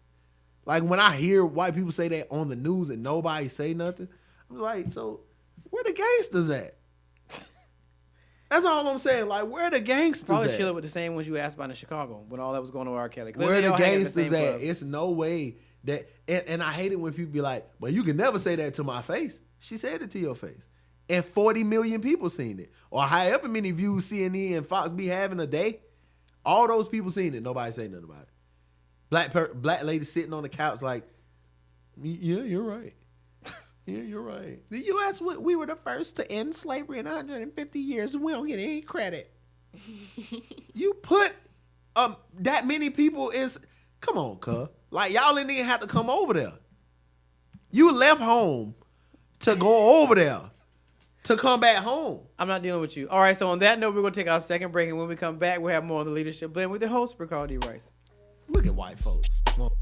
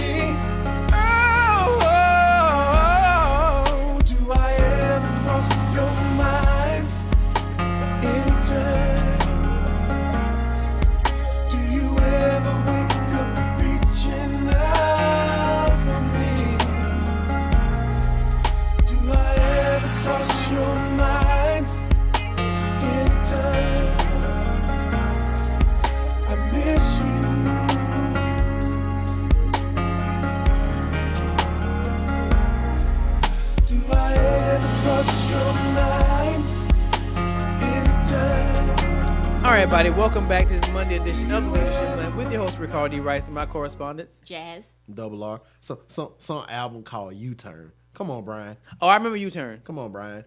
We still going back and forth about this King of R&B thing. We're out of that whole Jacquees thing. Yeah, this is just in general It was because interesting. Double when he R said swears up and down that R. Kelly should be the King of R&B. Ain't no And should although be. I love R. Kelly, there were other people that are in line for that title. it. Who? We're Not talking Brian. about him now. Not Brian. Not Brian. I still say Keith Sweat can have his Not turn. Keith Sweether. Not Keith Sweether. Keith Sweether. Whatever. All right, so let's get into some political stuff. Yeah, go ahead and talk about these trash folk. Go ahead and talk about them. All right, so I know that many of you have been seeing this Talk thing your about the manses. Mueller report. Talk about your manses first. Who? Your man's Burns. What about him? Yo, you gotta stop. You gotta stop. You gotta stop. I mean, if we're going to talk about that, then that means that we have another candidate just threw her hat in the ring. Woo. Kirsten Gillibrand announced outside of Trump Towers that she's running. So that I swear that makes about 200 candidates 23 running. I Like, think. I don't know what is this basically gonna have to be like 3 days long because you can't put all them on the stage at one time. Kamala Harris was in at Morehouse over the weekend campaigning. I didn't go, but she was here. So I mean, everybody's on the trail. Beto apparently beat out the Burnster when it comes to fundraising out the gate. Yeah. I don't. It gets really weird for me, and me and Simone kind of talked about this last week. It gets kind of weird for me for somebody to actually believe that you can win a national office when you couldn't win your state. I don't see that happening. But Simone said But it you could. like Bernie. How you like Bernie? Let me highlight Bernie. Did he win his state? He didn't like run for governor or mayor or anything. Not that I Did know he of. win his state when he ran for president? He didn't get the opportunity to. I'm talking about like if you can't win for like a governor or a mayor seat, how do you expect to win a presidency? That's my question. I mean, if you've been a senator or a representative or something like that, then yeah. But if you can't win your state and you ran for governor or mayor, how do you expect to win the country? I'm just asking. I don't think it's possible. Beto did not win his state. How do you expect to win the presidency? So That's just like Stacey Abrams if she was to run for president. Well, no. Actually, Trump with Stacey, Trump is the president. That's how. It's he literally didn't try to that easy. win governor or mayor or It anything. don't. He couldn't even win his own show. Look, that doesn't count. Really? Yeah, he couldn't win. He was just the guy that fired people. Like he wouldn't have been able to win. Look, at the end of the day, Trump spoke this into existence. I have to give him his props. He spoke it into this. He kept saying he was going to do it. He did it. I'm just saying, when you can't win your state for governor or mayor, how do you expect to win the country? Just like this. I'm gonna run in the era of Trump. I'm gonna do what I don't Trump see it. did. I'm gonna talk as much junk. I'm gonna be. It's not that you like a bad person, but it's just I don't see it happening. it's Trump. I don't see it happening. In this era, you could do whatever. You could talk trash on Ain't social that the media. dude who Beyonce was behind during that time or something? Or is that another man? He's from Texas. Yeah, so, Beyonce from Texas or something. Yeah, No, when he yeah, was what's- running. Oh, yeah, she was- Maybe if he get her, everybody loves Beyonce. So maybe that's how. Yeah, but I don't think she's gonna get into the Man. president, Beyonce the don't presidential care. candidacy. She I'm ain't just involved. saying, you Beyonce- said how. That would Beyonce be how, don't probably. care. Beyonce don't care. Yeah, I don't think she's that vested. She did it because he was repping Houston. But I don't think she's vested enough She to get ought- I don't think she involved vested either, but for the presidency. But then also that brings up a good point though, because what we're seeing now is even with as popular as people can be, it still won't make or break an election. Because Oprah was knocking on doors for Stacey Abrams, and Stacey still didn't win. And Oprah is that chick. So you bringing Beyonce on doesn't necessarily mean you're going to win because people love Beyonce. People love her music. Doesn't mean they necessarily are interested in her politics. But I just read something online that said like, do you remember when Oprah was in your house every day? Where's that Oprah? That was the question. How much influence does Oprah carry now as the Oprah that she is now versus Oprah on TV? I think Oprah on TV had way more influence. Well, that's because you were seeing her every day. So, I mean, I I feel guess. like she holds weight. I kind of get what he's saying, though. But yeah, I get that too, though. The level by which she can throw around her weight is different. Or So- the average Americans build conversation because of things that they hear on a regular basis.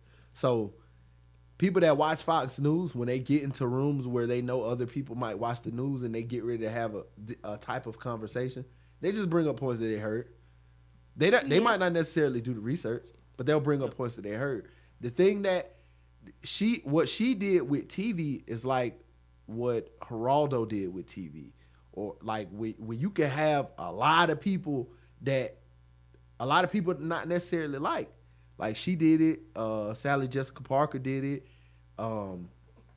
Steve Harvey Who is is doing Sally it. Jessica Parker? Ain't that her name? No. What are they? You to my it's not that is not her name. You just combine Sarah Jessica Parker And Sally? with Sally. Yeah, I just know if her name was Sally. It's But it was certain people, like they would have people on their show. Ellen, like when they had people on their show, people paid attention. like Ricky Lake and all them too. The guy in the 80s with the glasses, he had Farrakhan on. He had Dr. Khalid Muhammad on. Like he would invite everybody. Like, yo, if you want to come ask a question, come on down, it's free. Like, where's that person? There's nobody to do that. Everything is super scripted now. The conversations are scripted and pre-production. Like it was no pre-production like that. Like I remember watching the Farrakhan interview and the guy was like, "Well, I asked you in the back, you know, if we're able to ask you any question, if anybody wants us to say anything, if anybody want, I don't care." He said, "You're free to say whatever you want." We don't have that now.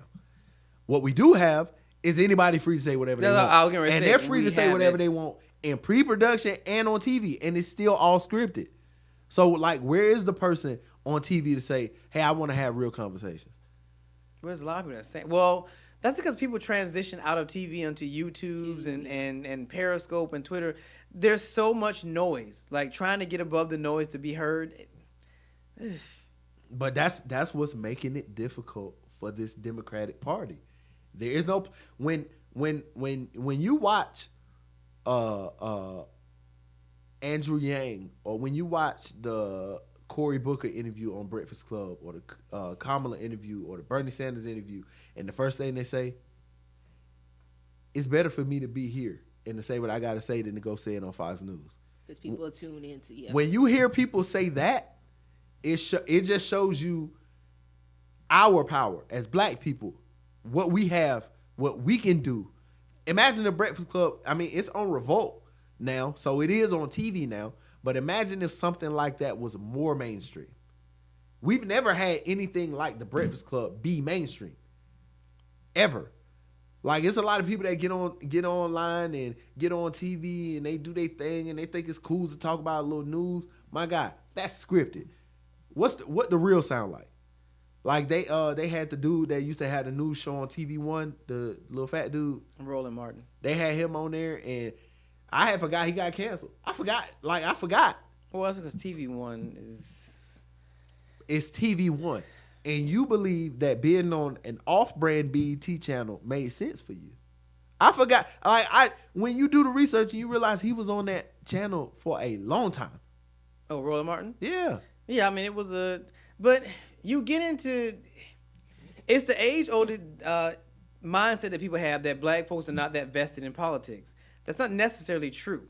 So we're not vested in politics and in news. Nobody in news looks or sound like us. Everybody sounds scripted. So why am I listening to you if it sounds fake?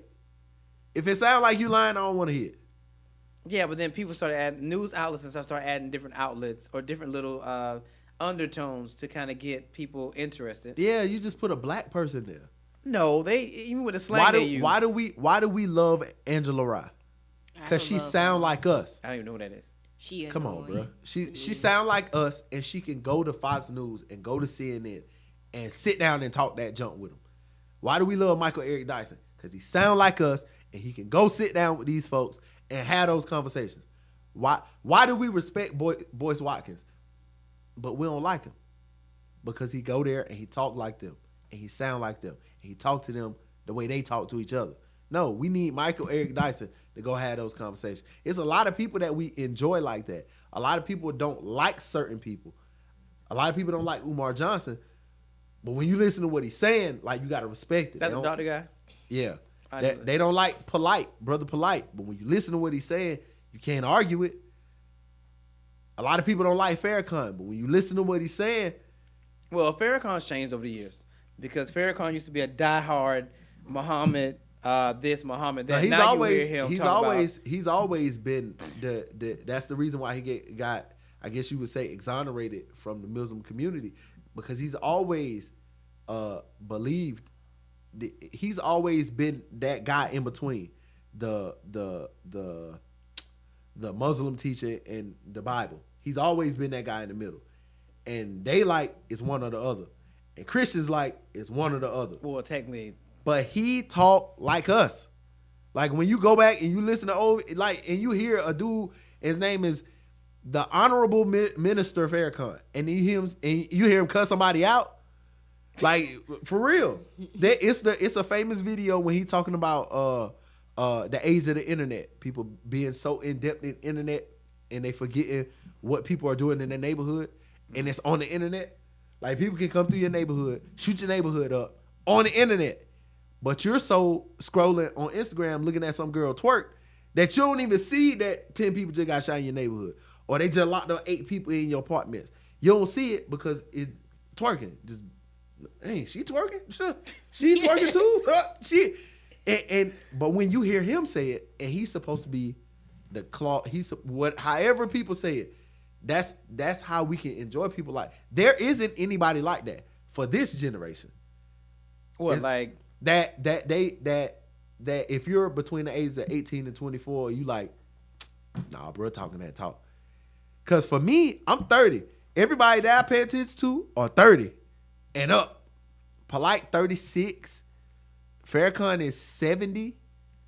Like I'm still watching videos from the 90s of Dr. Khalid Muhammad. I'm still watching old Dick Gregory. Like we have that. This generation don't have that. So when they watch the news and they hear a guy that everybody claim to enjoy in Bernie Sanders say that I don't necessarily have a black agenda, but what I want to do is make everybody equal.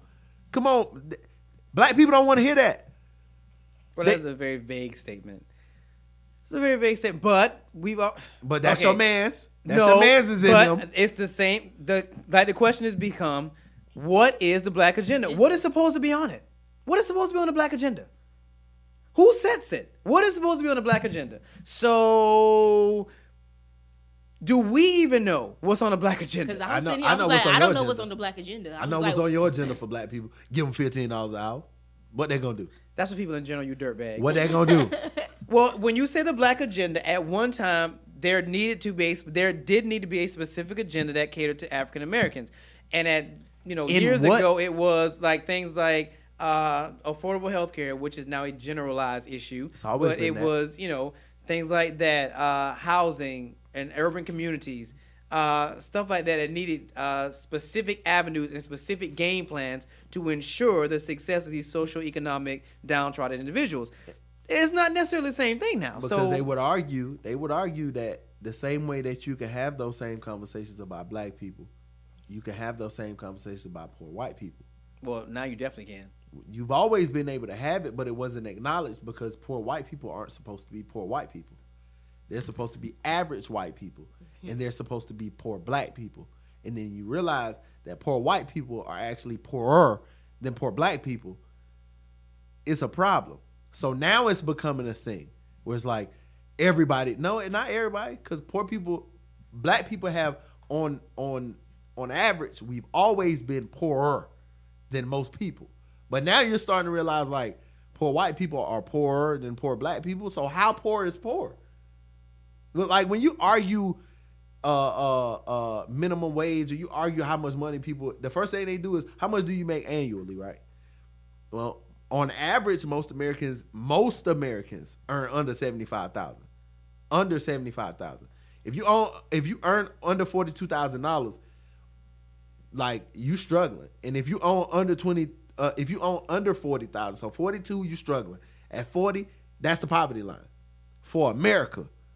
So if you own under $40,000, like you having like a hard time.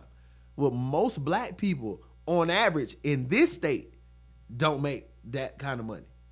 Like if you work in fast food, if you work at Walmart, if you work in retail, you don't make $40,000. Mm-hmm. So you really struggling. So giving you $15,000 is not gonna, ain't gonna. I mean, $15 not gonna change nothing. You live in an apartment. Your apartment probably between $800 and $1,200. You probably got 1 kid, 2 kids. That's not gonna help you. So those, when you start having those kind of arguments, okay, so we need to set an agenda for what? Because you're not the only one going through that. That's what they're going to argue. But that's the issue. It's even when you start using the terminology. At one time when you said minorities, most people immediately thought black folks. Now it covers everybody. Like LGBT are considered a minority class. But that's why they use minority. See, what you do is you try to mask something with another mask. So black people, African Americans, minorities. Okay, who's in the minority? Well, it's a little bit of everybody. It's the Latin community and this community and the poor white community and the Asian community and then the black community and then this. Hold on, black people all the way at 4th? We been here longer than all these other folk that you're talking about. We work harder than all these other folk that you're talking about. We did all the work. The country was built on our back, literally. Why would we be a minority? Why is it that you believe that we are? Why? And then we start believing it, so we start calling us minority. So why would we pay attention? Why would they pay attention? Why would they set an agenda for minorities when the majority of people that don't make look at the gap. Wealth starts at $150,000. Most of the country doesn't make over $75,000. So if wealth started at $150 and most of the country doesn't make $75,000, look at the gap between $75,000 and $150,000. We not really in that gap. So there lies in my question. So what is the black agenda? Where would the agenda start? Would the agenda start for the few black people that's in the 75 to 150? Or would it be for the people that's between 75 and 42? Or would it start between 42 and 40 or 40 to 50? Like, where would it start? Good question. Because we expect that it's supposed to be a top-down approach. Like, if you're at the top, you need to look down and want to help us get up. Build a ladder, fool. Like, just build a ladder, car. Like, well, technically, the ladder is governmental assistance programs. That was supposed to be the ladder to get people to the next phases, and people just kind of got there and stayed. But those government assisted programs weren't created for us. This is true too. Well, they were created for the downtrodden and social white people, downtrodden white people. Like, those social programs were created for white women that couldn't afford to feed their kids when their husband went off to war. So that's where you get the food stamp program, where they actually gave those people stamps. Like, you would get like a book, literally, with numbers on them. It used to look like Monopoly money. That's where you get that from. That's where you get those welfare checks. Like, that stuff wasn't directly for us. We didn't really start getting that type of assistance until Vietnam, like the late 50s, early. We started getting into those spots and then staying there. Like, hold on, we getting the check? What? Yeah. Well, I think they did a disservice. It ain't that bad. I think they did a disservice when they started giving them debit cards for EBT. You should have made them get on them books with the stamps, the ideologies for you to get off it, not to stay on it. And people were too embarrassed to go to them little books and have to rip out the little coupon and give it to the people they were embarrassed by. Now you give them a debit card that looks like an actual debit card. They're not going to get off it. Now they're not embarrassed no more. It's like, oh, well, I'll just swipe my EBT card. No, you should have kept giving them books and they had to tear the little coupon out to pay for all this stuff. We should have kept it that way. But anyway, I digress. All right. So most of you have seen in the news about this whole Mueller report and what's in it and what it is and so on and so forth. So apparently it was a investigation into whether Trump's campaign conspired with Russia. And they were doing this whole looking into thing. Personally, I didn't understand what the point of it was, because what if he did collude with Russia? What were we going to do? We weren't going to impeach him over it. So what were we going to do? And we wasn't going to pull up on Russia. Exactly. So I didn't understand the purpose of it. But at this point, people were looking for anything to try to impeach Trump, which, let me just say again, shouts out to Nancy Pelosi, because she was like, I'm not wasting time on that agenda. We don't have the time for it, thank God, because it's not going to happen. It's already almost April. You know how the impeachment process is a very long process. It is not going to happen within the remaining months of his presidency. It's just not going to happen. So apparently the report came back, and they did not find that there was any collusion between Russia and Trump. So, of course, in grandstanding Trump style, he tweeted. feel like he's exonerated and he's tweeted, and now he feels empowered because they don't have anything. Yeah, they don't have him on collusion. They still got him on obstruction. But and see, I always looked at this like Nixon was in office his first term when he got impeached. It didn't take that long. Like, we assume the impeachment process takes a super long time. Yeah, but it's not gonna happen overnight, and you got to have a case. And actually, when I have to look into that, I'm not gonna say that. I have to look into it because I believe that his impeachment happened after he left, but they say he got impeached because the process was pretty much done. No, he was But it in the didn't take a second minute. half of his first term, just like Trump would be in the second half of his first term. How long it take usually? It's a process. Like, you got It's, to really be able it's to lay supposed out. to be a long process, but they got that boy up out of there. Yeah, I have to look at the details on that one because his is like a anomaly. It doesn't happen very often, and his was even the facts surrounding that particular impeachment were kind of And since then, there hasn't been a president impeached. Nobody really had a reason to do it, honestly, because everybody kind of did what they were supposed to do. Trump is just. And I was gonna say something, but I'm not gonna give you credit because if I say it, you're gonna take it in wrong with it. So Yeah, I'm I'm not right. gonna give you Just credit saying, for you, it. double R. I'm not. You was No, I'm not gonna right. say you're right. I just think that you do offer an alternative at the way we look at what Trump has done. And when I looked at it from that angle, I was like, he does kind of have a point. He showed the country that he could jug.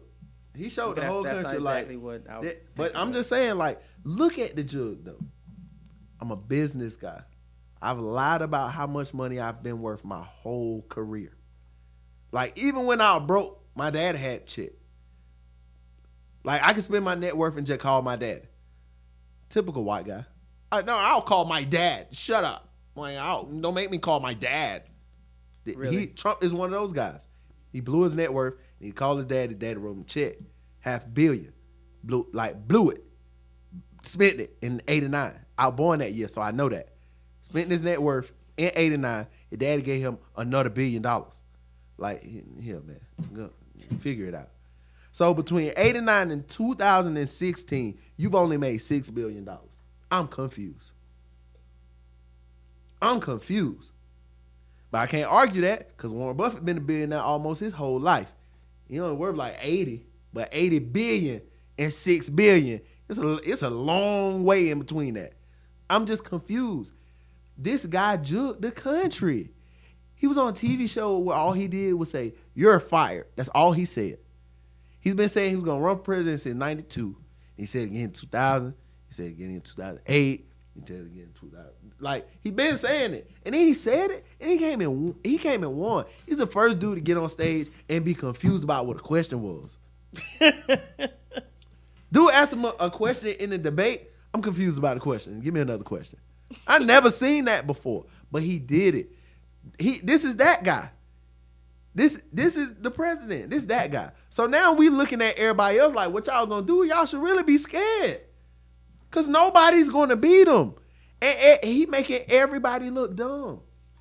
He got Republicans looking dumb. He got Democrats looking dumb. He calling people dumb, and we just laughing at it like, boy, he too funny. I still say it boils down to whether he can get the wall built. I think that'll be the make or break. If he cannot get this wall built or at least started, I mean, construction-wise, They already started. I mean, like, get it done. Then he might, the Democrats might have a shot. If he can get this wall done before he leaves office, we're sunk. Because that's what it really boils down to. I don't believe it because it's too much that people don't talk about. Like, it's too much that stop. Like, the black, like, because black people try to make it specific. So you say black unemployment was almost 10% when he got into office, and then it got down to 6%, and then it went up to 7%, and it's been 7% since December. Well, it dropped 3%. 500,000 people jobs since the man been president. Nobody talk about that. That's the good part. Like, that's the good part of Trump. They don't want to give him no credit, even though he's a stupid person. Very stupid person, but I guess he would be a decent businessman, but to only make $6 billion in 30 years, you're not really that smart. But a lot of people are starting to succeed because of a lot of the things that we thought were problems. When he called them out, he made us pay attention to them. I would say people started going out on their own and getting their stuff together. Like, hold on. He said, what? Hold on, bro. Been doing this his whole life. You telling me I could have been doing this? What this man his whole life and getting away with it? So you saying that the president of the United States don't file taxes? That's what you telling me. But if I don't file taxes, I'm gonna go to jail. Like Wesley Snipes, like Lauryn Hill, like all these other folk that went to jail for not filing. But he the president. Bro don't file no taxes. What I gotta do to judge like that? He judged the country. Came out and told him, man, my man's gonna be Supreme Court justice. That's my man's. Like when you go somewhere and it's a bunch of girls there and you take your man's. Yo, this my man's right here, you know what I'm saying? Like he cool, he smart, he's 6'4", you know what I mean? He went to a school, he played sports or whatever, you know what I'm saying? Boy, college or whatever. He raped me though. Come on, son, he ain't even do that. Then his mans get off. First thing he say, I told y'all I was right. That's the first thing he say. He get his mans off for rape.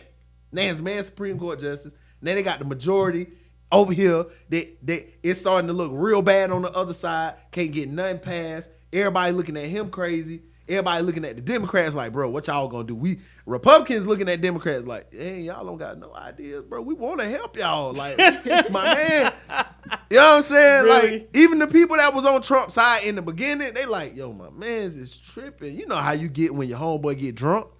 You like, dang, bro, get loud. He start trying to fight everybody. Hey, man, y'all don't got no ideas, your bro. analogy, really. But that's really how we look at them. Look at this Mueller thing. They said, how you write all this stuff just to be like, yeah, I ain't really finding nothing wrong. Bruh, you been investigating this man a whole year and you ain't finding nothing wrong? I'm confused. How much money they spent on that? Because we could have gave that to the wall. Straight up. How much money did you spend paying this man to investigate this thing when these folks already came out and said, yeah, we did? Now what? What you gonna do?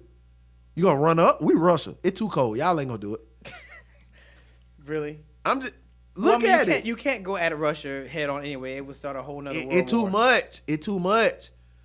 Russia is like almost all of this. Look at China and then look at Russia. Chinese folk don't even go up there, and they right there. You just walk.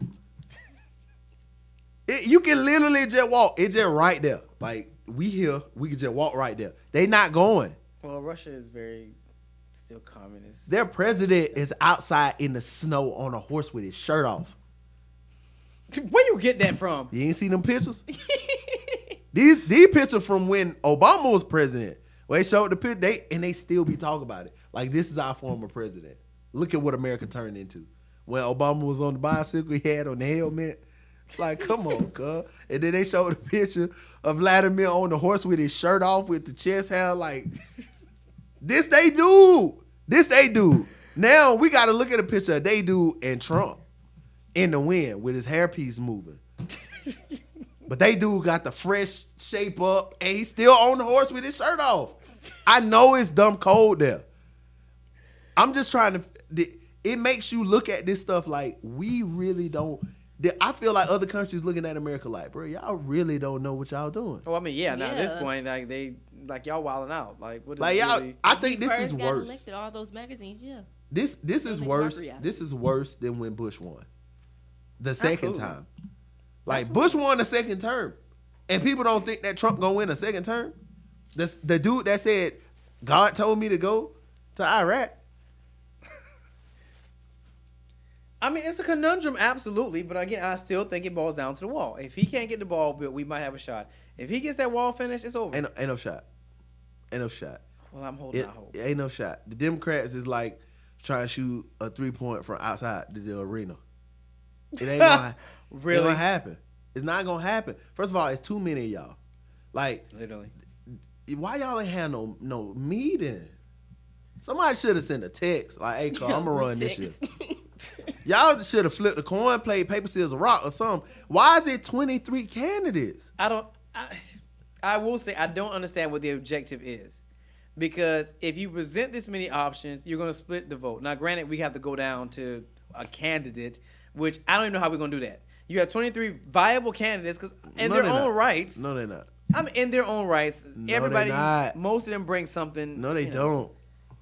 So who's your top three? My top 3 out of all these candidates, Andrew Yang got the best ideas. Like, he has the best ideas of every Ideas candidate. are cute, but everybody has ideas. Yeah, I didn't say he was going to be able to execute it. Obama had ideas.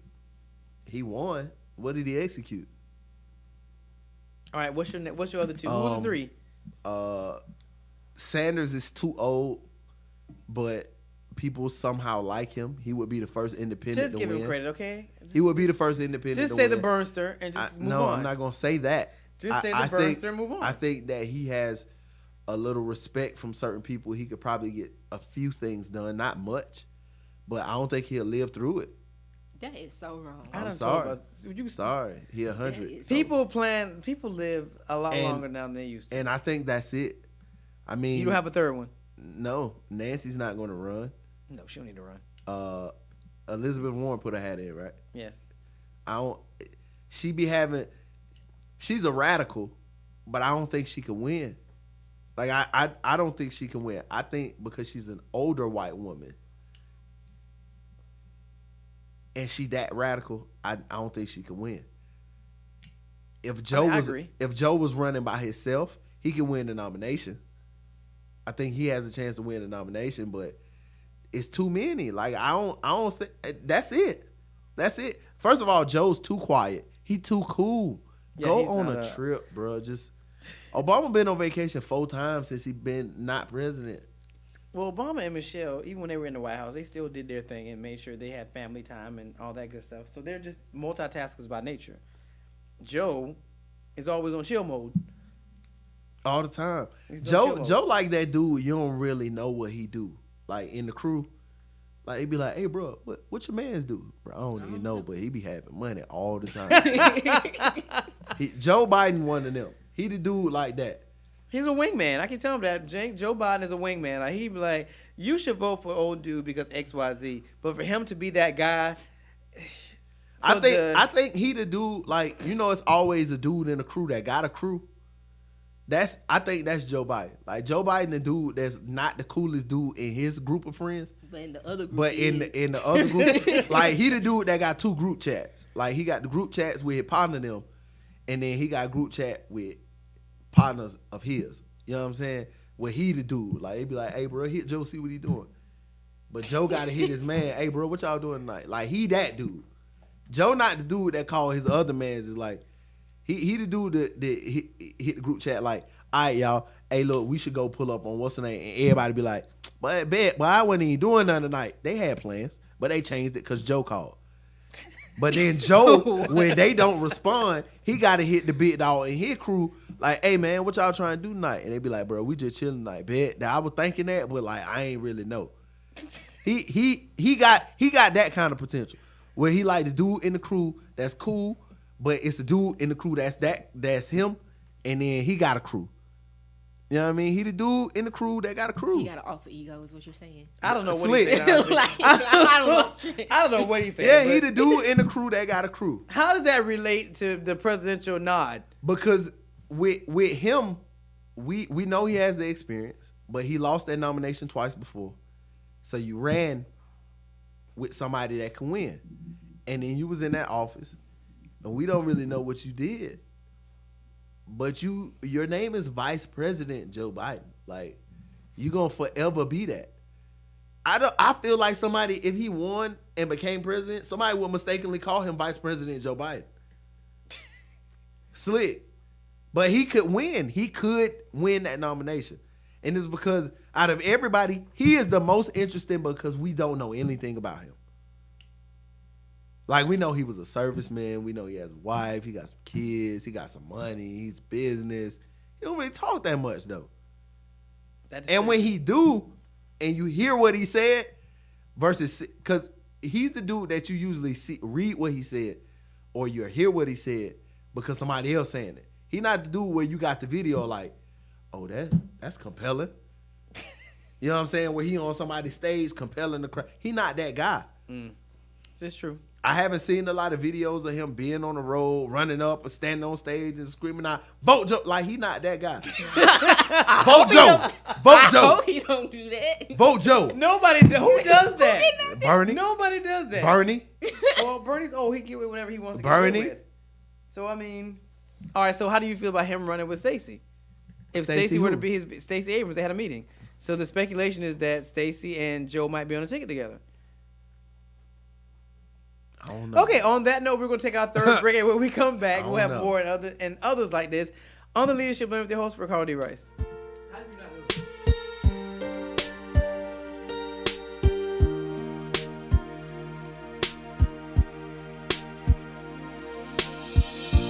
Back when I was a child, before life removed all the innocence, my father would lift me high and dance with my mother and me, and then spin me around till I fell asleep.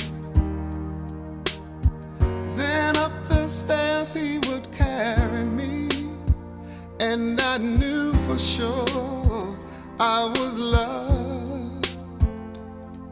If I could get another chance, another walk, another dance with him, I'd play a song that would never, ever end. How I'd love, love, love to dance with my father again.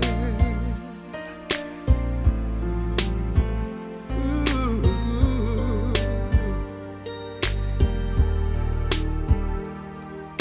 When I and my mother would disagree,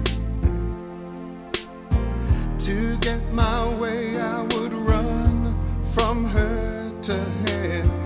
He'd make me laugh just to comfort me, yeah, yeah. Then finally make me do just what my mama said. Later that night when I was asleep, he left $1 under my sheet. Never dreamed that he would be gone from me. If I could steal one final glance, one final step, one final dance with him, I'd play a song that would never, ever end. 'Cause I'd love, love, love to dance with my father again. Sometimes I'd listen outside her door, and I'd hear how my mother cried for him. I pray for her even more than me. I pray for her even more than me.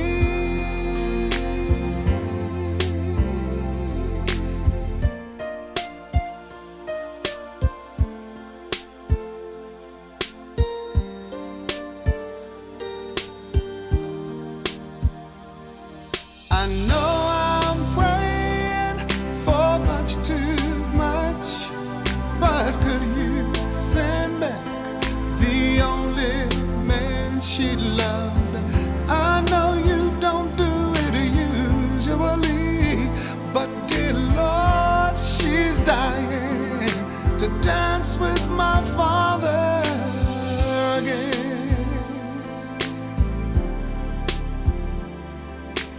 Every night I fall asleep, and this is all I Okay, everybody, welcome back to this Monday edition of the Leadership Blend with your host, Ricardo D. Rice, and my correspondents. Jazz. And Double R. And real quick, I do not like that song. It's not my favorite either. Like I ain't meet my dad till I was 11. He ain't never danced with me.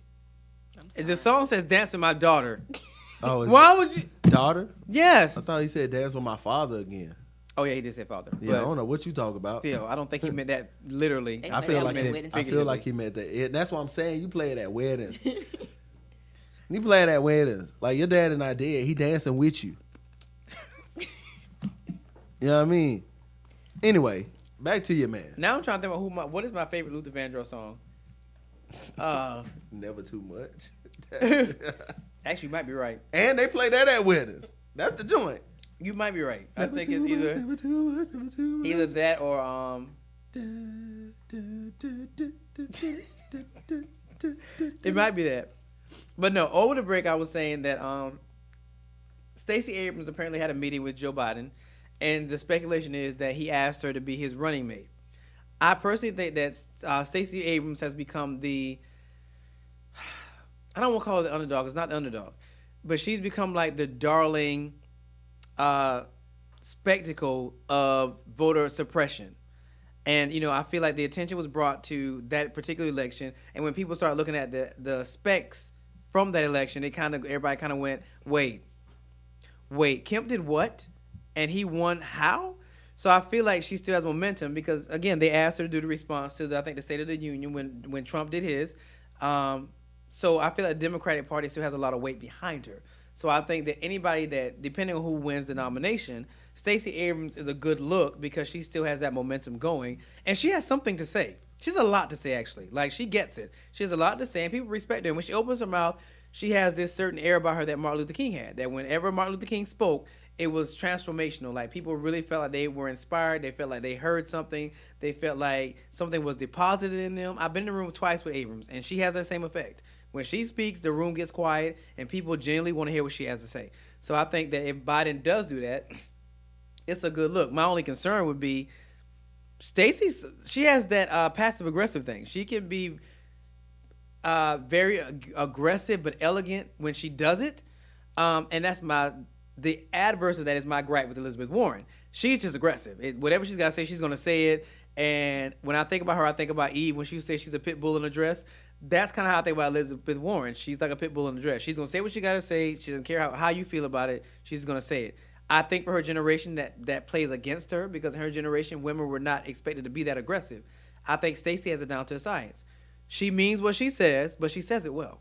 Well, I mean, see, that's the thing that especially black women don't get credit for. Black aunties, like, you know black aunties, you go to their house, hey, baby, you want something to drink? Like, that, and when they talk to you, everything they say makes sense. You feel everything they say, and when you done talking, you, I love my auntie, but she well, it's like Auntie Maxine, like when Maxine speaks. And that's the thing that Stacey has. The downside to that is it's too many people running right now. I think it would make more sense for it to be maybe 6 or 7 people running, and then this conversation happened with her, then it'd be 23 of y'all. Because what's going to happen is the same thing that happened with the Republican Party a couple years ago. All those people that was running, everybody Republican want to run. And then when the nomination come in, nobody talk about y'all 4 years later. We forget, what's the chick, the governor of Alaska? What's her name? Sarah Palin. Where did she go? You know, I Googled her the other day. What happened? I don't know. I just Googled her. I forgot about her. Like you said. Well, what came up? I just Googled her. We'll try it again. Okay. See what comes up. I mean, yeah, well. Like her daughter had a baby. I think her daughter had another baby. Well, her daughter goes in and out of headlines because she was just in a headline for something. I think she got divorced from her husband and had another baby. Yeah. So she was in the headlines for that. Like, it's going. I just think, like, especially with what Stacey has behind her, because this just happened. Literally. So for her, it would make more sense if Joe was going to do it. They need to come on and announce it so they can lock up this spot. Because going into the debates is where you're going to see a lot of this stuff kind of take place. Because it's one every month or something like that. Supposed to happen like that. The something first like one is May or in April or something like. So if we're not going to get a debate until then, at least if you got your running mate locked in, like, nah, this my man's is them. I'll have something to look forward to. But it's also going to be one of those things that they'll use against them. What? Especially her. Well, you running with Shorty and she couldn't even lock her spot down for real. Yeah, but I don't think that's going to be a valid argument for Stacey because she didn't. It was so murky that it's hard to say Stacey legitimately lost. It's not one of those situations. It's more of a situation. It's kind of like the cliffhanger was, okay, you need to concede, but she never conceded. She still has yet to concede. So you can't say she lost because she never conceded. And technically, it's kind of one of those things that kind of happened and went away. Like, did we ever really figure out what happened to all that? Yeah, it just got real quiet. And Yeah, that's it's what I'm like saying. everybody just kind of. For as loud as she was afterwards, she just got real quiet. Well, I think she was kind of waiting to see what's happened. But like I said, they just opened up an investigation because somebody did the story a couple of weeks ago. They just opened up an investigation on it, an actual investigation. So I think that's what she was gunning for because I still get emails. So they were gunning for them to actually do a thorough investigation of what happened, and they got their wish.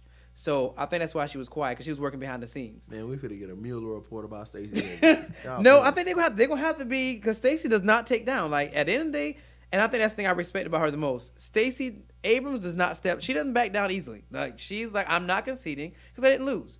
She was like, we're gonna keep this chapter open until we get some definitive answers, which they got their wish because they opened an actual investigation, and we'll see what happens. But I think that the argument that I would say against Beto isn't valid against Abrams. Beto lost. You lost. Point blank, hands down. Stacey, you were in essence kind of robbed blatantly, and it's a matter of can we prove it? So we'll see. But I think that Stacey would be a very good she get the sympathy VP vote for anybody. And like I said, I feel like people respect Stacey and really want to hear it, and she has something to say. She also didn't have a black agenda. Yeah, this is true too. So, and that especially right now, because you don't really see a lot of young people asking about black agenda. They just want to enforce agendas that they have on the local level. So if we can enforce it on you don't see it nationally as big as it is locally. It's just the local moments go viral. A lot of her activism here in this particular city went quiet after she lost. Like it got real quiet. Like that's a different type of quiet. Cuz it disappeared. Look at Andrew Gillum. Where he at? Somewhere chilling. You in Florida. Like you probably chilling somewhere. Andrew Gillum was a terrible example because but I'm just saying, if you for the level of activism that you have, that stuff is supposed to stay constant. It's supposed to always be moving. You're supposed to always be doing it. Shorty got quiet. Who, Stacey? Yeah, like you got low. Well, Abrams got quiet because she was trying to decipher what, and she still said she's still trying to decipher what she wants her next move to be. Because in reality, like I said, because of her situation, she has a lot of options that she could do. Like she could legitimately run for president. She could legitimately do it. I think she should wait. On what? Running for president or just being somebody's VP? Being somebody's VP. You should wait. Why? Because it's too many people.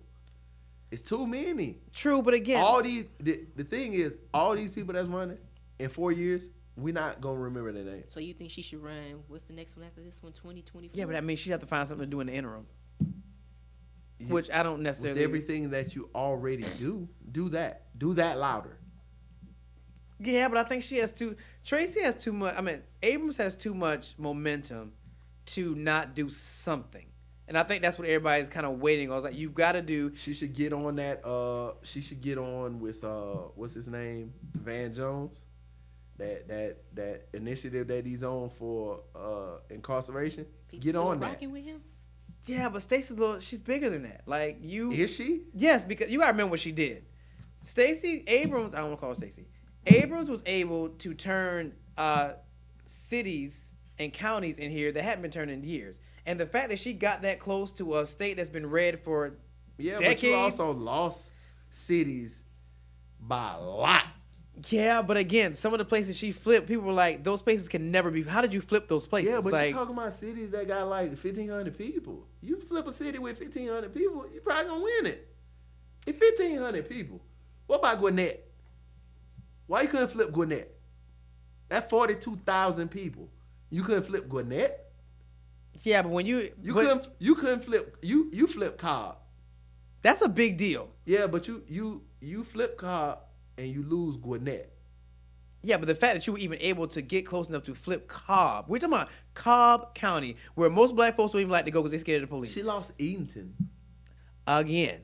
You flip Cobb. 7,200 people, I think. I think that's what the number said. 7,200 people. But again, you got to look at the people. You lost by 5,000.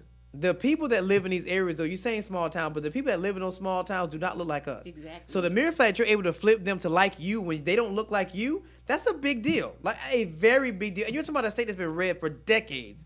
The fact that you've been able to reach these people that don't look like you, that is saying a lot. For a state that's been red for decades, sir, that says a lot. That's why everybody That's still why got the their state is eyes on always her. red because of small towns and stuff like Exactly, that we're holding on to people that look like them. This chick does not look anything like you. But you even lost the big cities by like a yeah, lot, but though. again, But but I it's feel like you who want you're to hit flipping. home in them small towns.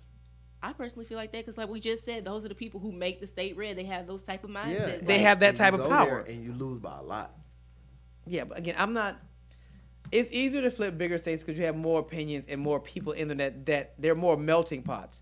When you can get those small rural areas that nobody looks like you and yet you resonate with them, it says a lot about the power of your transformational leadership. That people who don't look like you and probably don't even feel like they have anything in common with you have realized through the run of your campaign they do have stuff in common with you to the point where they're willing to vote for you. That says a lot versus you winning a state that has 17,000 people or however many people in it with so many different ideologies and you all don't look alike anyway. So you can flip it either way because there's so many opinions and thought processes. It's just a matter of mobilizing that particular group to vote. When you can get those smaller areas that don't look like you, don't think like you, don't really want to hear what you have to say, and over the course of your campaign they actually flip, that's a very big deal. Because the country is very different, but there are a lot of rural and suburban areas. Imagine Georgia on a national scale. I don't think she'd win Iowa. Those are all white people and truckers. I don't think she'd win it. That's how Trump won. I don't think she'd win that state. Well, I don't know because if we're talking about how some of the counties in Georgia, some of them are like that. They're smaller numbers, but it's the same kind of ideology that is truckers and whole states. You wouldn't win like the Dakota. whole state. I see what you're saying. She lose Dakota. You lose Colorado. You probably lose all the Midwest states. I don't know if you. I don't think she'd win California. I don't know if you I do doubt this. she'd win Texas. You could probably win Georgia, maybe. You could probably win Florida. I don't know. Alabama, South Carolina. I don't know because if You we're lose saying North Carolina, that Virginia. Georgia was kind of a trial area for Abrams, and considering what she did, that nobody has ever been able to do, I don't want to limit her. That's as governor. But look at how hard it was for Obama to win a southern state. Well, I don't think Obama and Abrams are the Georgia. same thing though. Like she's a black female who, and Abrams loves to give anecdotes. And her anecdotes are actually very good. And she got a lot more momentum than he did. And look at what he did. And that's what I'm saying. Like a lot of her supporters aren't young. They're people that have grown up watching people that they know and love go to jail and not be able to come home and vote. So it's not like a whole bunch of young people like, yeah, bro, I'm gonna go vote for the governor. Like they probably weren't paying attention. They were probably somewhere in the trap. But for a presidential election, you have to be able to galvanize the youth. I think she could do that on a national level. Yeah, I really do. Because a lot of them voted. I mean, they may not understand the premise, but the fact that a lot of them had never seen an African American woman run for governor of a primarily red state. I'm scared of people saying, "Hey, bro, another black person gonna win. I'm gonna just vote for him." I mean, she wins off it. Yeah, but where are your politics? Like, where are your politics? How have your politics worked for you here? Yeah, but that was the argument with a lot of people with Obama. That's what I heard. What have you done for Chicago? What did you do in Chicago? But how much work did you put in when you were there? It's funny that you say that, but that's what I'm hearing now. They're saying my generation is like fully aware. Like we're not just gonna vote for you just because you're black. And that's I what keep I'm seeing saying. that. But that's what I'm saying. If they look at Stacey's track record and what she was able to do to get people to be able to vote, it makes a difference. She was the one that got, I think, like 5,000 new registers because she really went into communities and actually got people to register to vote. So she understands how to mobilize youth. Absolutely. That was one of the bigger issues. It had to be youth because she just did this like in 2005. So it had to be like a lot of youth that were either involved or were the ones that got 2005? It was a while ago. I don't know if it was 2015 or not. I have to look at it. I have it somewhere. But she was able to get them. What she did, either they were the people that were getting registered to vote or they were helping her do it. But the youth was on either side of that. Probably both. But she understands how to mobilize youth. Absolutely. Hands down. She understands how to mobilize youth. For heaven's sake, she had a filter that said, I'm voting for Stacey, that everybody was using on social media. That had at the bottom of her And the picture, question is, did they vote picture. for politics or did they vote because she was black? Does it matter? It does. If she's going to win? It does, because there are candidates out right now that are black running for president, and nobody cares because their politics suck. Well, no, most of the people don't care because they haven't been able to mobilize the youth, like you just said. And that's what, because the youth are now saying, we had bruh tried to do a little bit for us, and we paid attention. Bruh gave me a discount on school. You know what I'm saying? Bruh tried to do something. The next one can't come in here and just be like, I'm black. You can't do that now. Have you listened to Stacey speak? Yeah, I've seen her speak once. But I've seen her speak 2 or 3 times. And it's galvanizing. But there's substance. For whom? There's substance there. She speaks to, I think that's why most people Because like you her. can speak to everybody, but do you speak for everybody? And that's the difference. She speaks to everybody. Do you speak for everybody? Because young people's politics and adults' politics is different. If you're between 18 and 24, you can vote. But the way you look at politics and the way I look at politics is not the same. Well, I think if she were to regroup and re-strategize for an actual national campaign or a countrywide campaign, I think she could do it. And that's going to take longer than 2 years. If you're going to do it, don't go for VP. Go for the gusto. Like, this particular race, I don't think it's for her. You just went through too much. I think you should build on that. I think you should get more in the media, be in the media for the next couple of years. Actually get something done. Actually get a bill in the House. Actually get something passed. Actually move the needles. None of the candidates that are running right now has been able to move any needles. The only one that did, she got the controversy of trying to send parents to jail for truancy. Other than that, nobody else has been like, here's a needle, I'ma move it. Nobody else is doing that. But I think your argument against Abrams is the argument I would make for her. She's not a media girl. When I tell you, when they had the debate, she did not come back in the media room. I and know, that's you the told second me. time she's done. She's not a media girl. So I feel like if she doesn't do it now, she's probably not going to do it because she's not going to spend the next couple of years in the media. It's not who she is. She doesn't like it. She'll do it. She don't like it. I've picked up on that. She doesn't like it. I've been to events where I was in the media pool. She doesn't like to talk to the media. So she's not going to do that for the next couple of years. So that's why I would say she needs to do it now while she has momentum, and she's the darling, in essence, of this whole debacle, and people have their eye on her. I think now is the perfect time to do it. If you do it, I promise you, they gonna forget about you in the next 4. If you lose, if Joe get all the way to the end, and he lose, we'll forget about her in the next 4 years. We won't even care. Joe is that guy, cause he the cool dude. Yeah, but without Obama, which by then, you talking about the end of the run, by then, nobody would care. I mean, we only really paid attention to him because he was that dude because he was with Obama. It's like, in your example, you Like got the the dude. homeboy. Yeah, he's like the homeboy that you notice when the main guy's there, but when the main guy's gone, he was like, Nah, yeah, you still be like, bro, still He's cool. the- You be like, bro, still cool. But when he was with bro, though, he was popping because he was with bro. Yeah, but that's Now- immediately after they leave. But when they've been gone for a minute, you're just like, yeah, Nah, that's dude. Biden's still cool. He's still the cool guy. That's the one thing that he has right now is that he's the cool guy. Things that he say make sense. He has some politics behind him. He's done some work. He has that. He's not a front guy though. Like he's not a main guy in the eyes of a lot of people. So he has to do something to become a main guy. This not what make him a main guy. So what if they switch it? What if he runs with Stacey? What if he runs with Abrams? Because he is a Wayne guy and Stacey's a front girl. So what if he runs with Abrams? Right now, she gotta announce now. Cause she gotta announce now. Cause if the debate's coming up in the next month, you gotta be ready. And your politics can't be. You have to have national politics. Which she could do. When I saw her speak that one time, I ain't gonna lie. I see her speak one time. A lot of her politics, and that might just be because you're running locally. It even sounded local. I mean, she's running locally. What you expect? But a lot of people, when they run local, like a lot of the politics are politics that haven't been implemented other places or things that they want to implement. Are you able to do what you did in Georgia on a national scale? Can you debate some of these people who we know, like, can debate? Like, Kamala was a prosecutor. We know she can debate.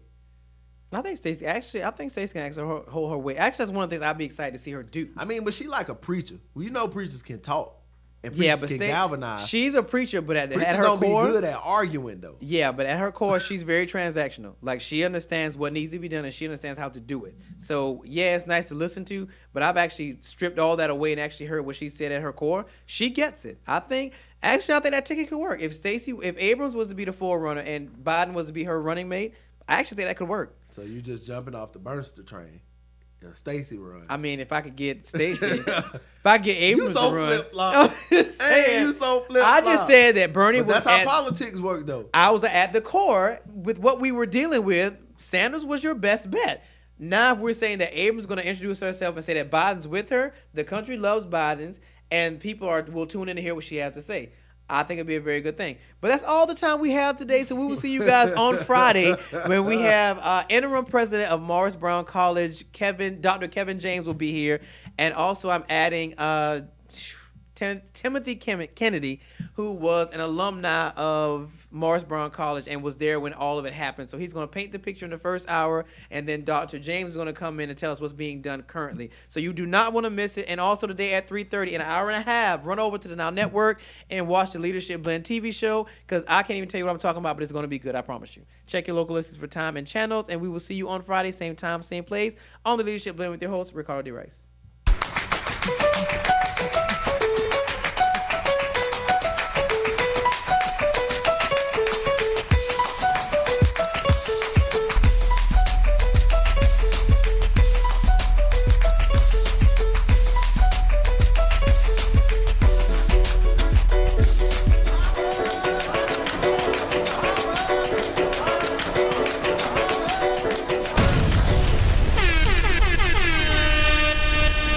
IBNX Radio.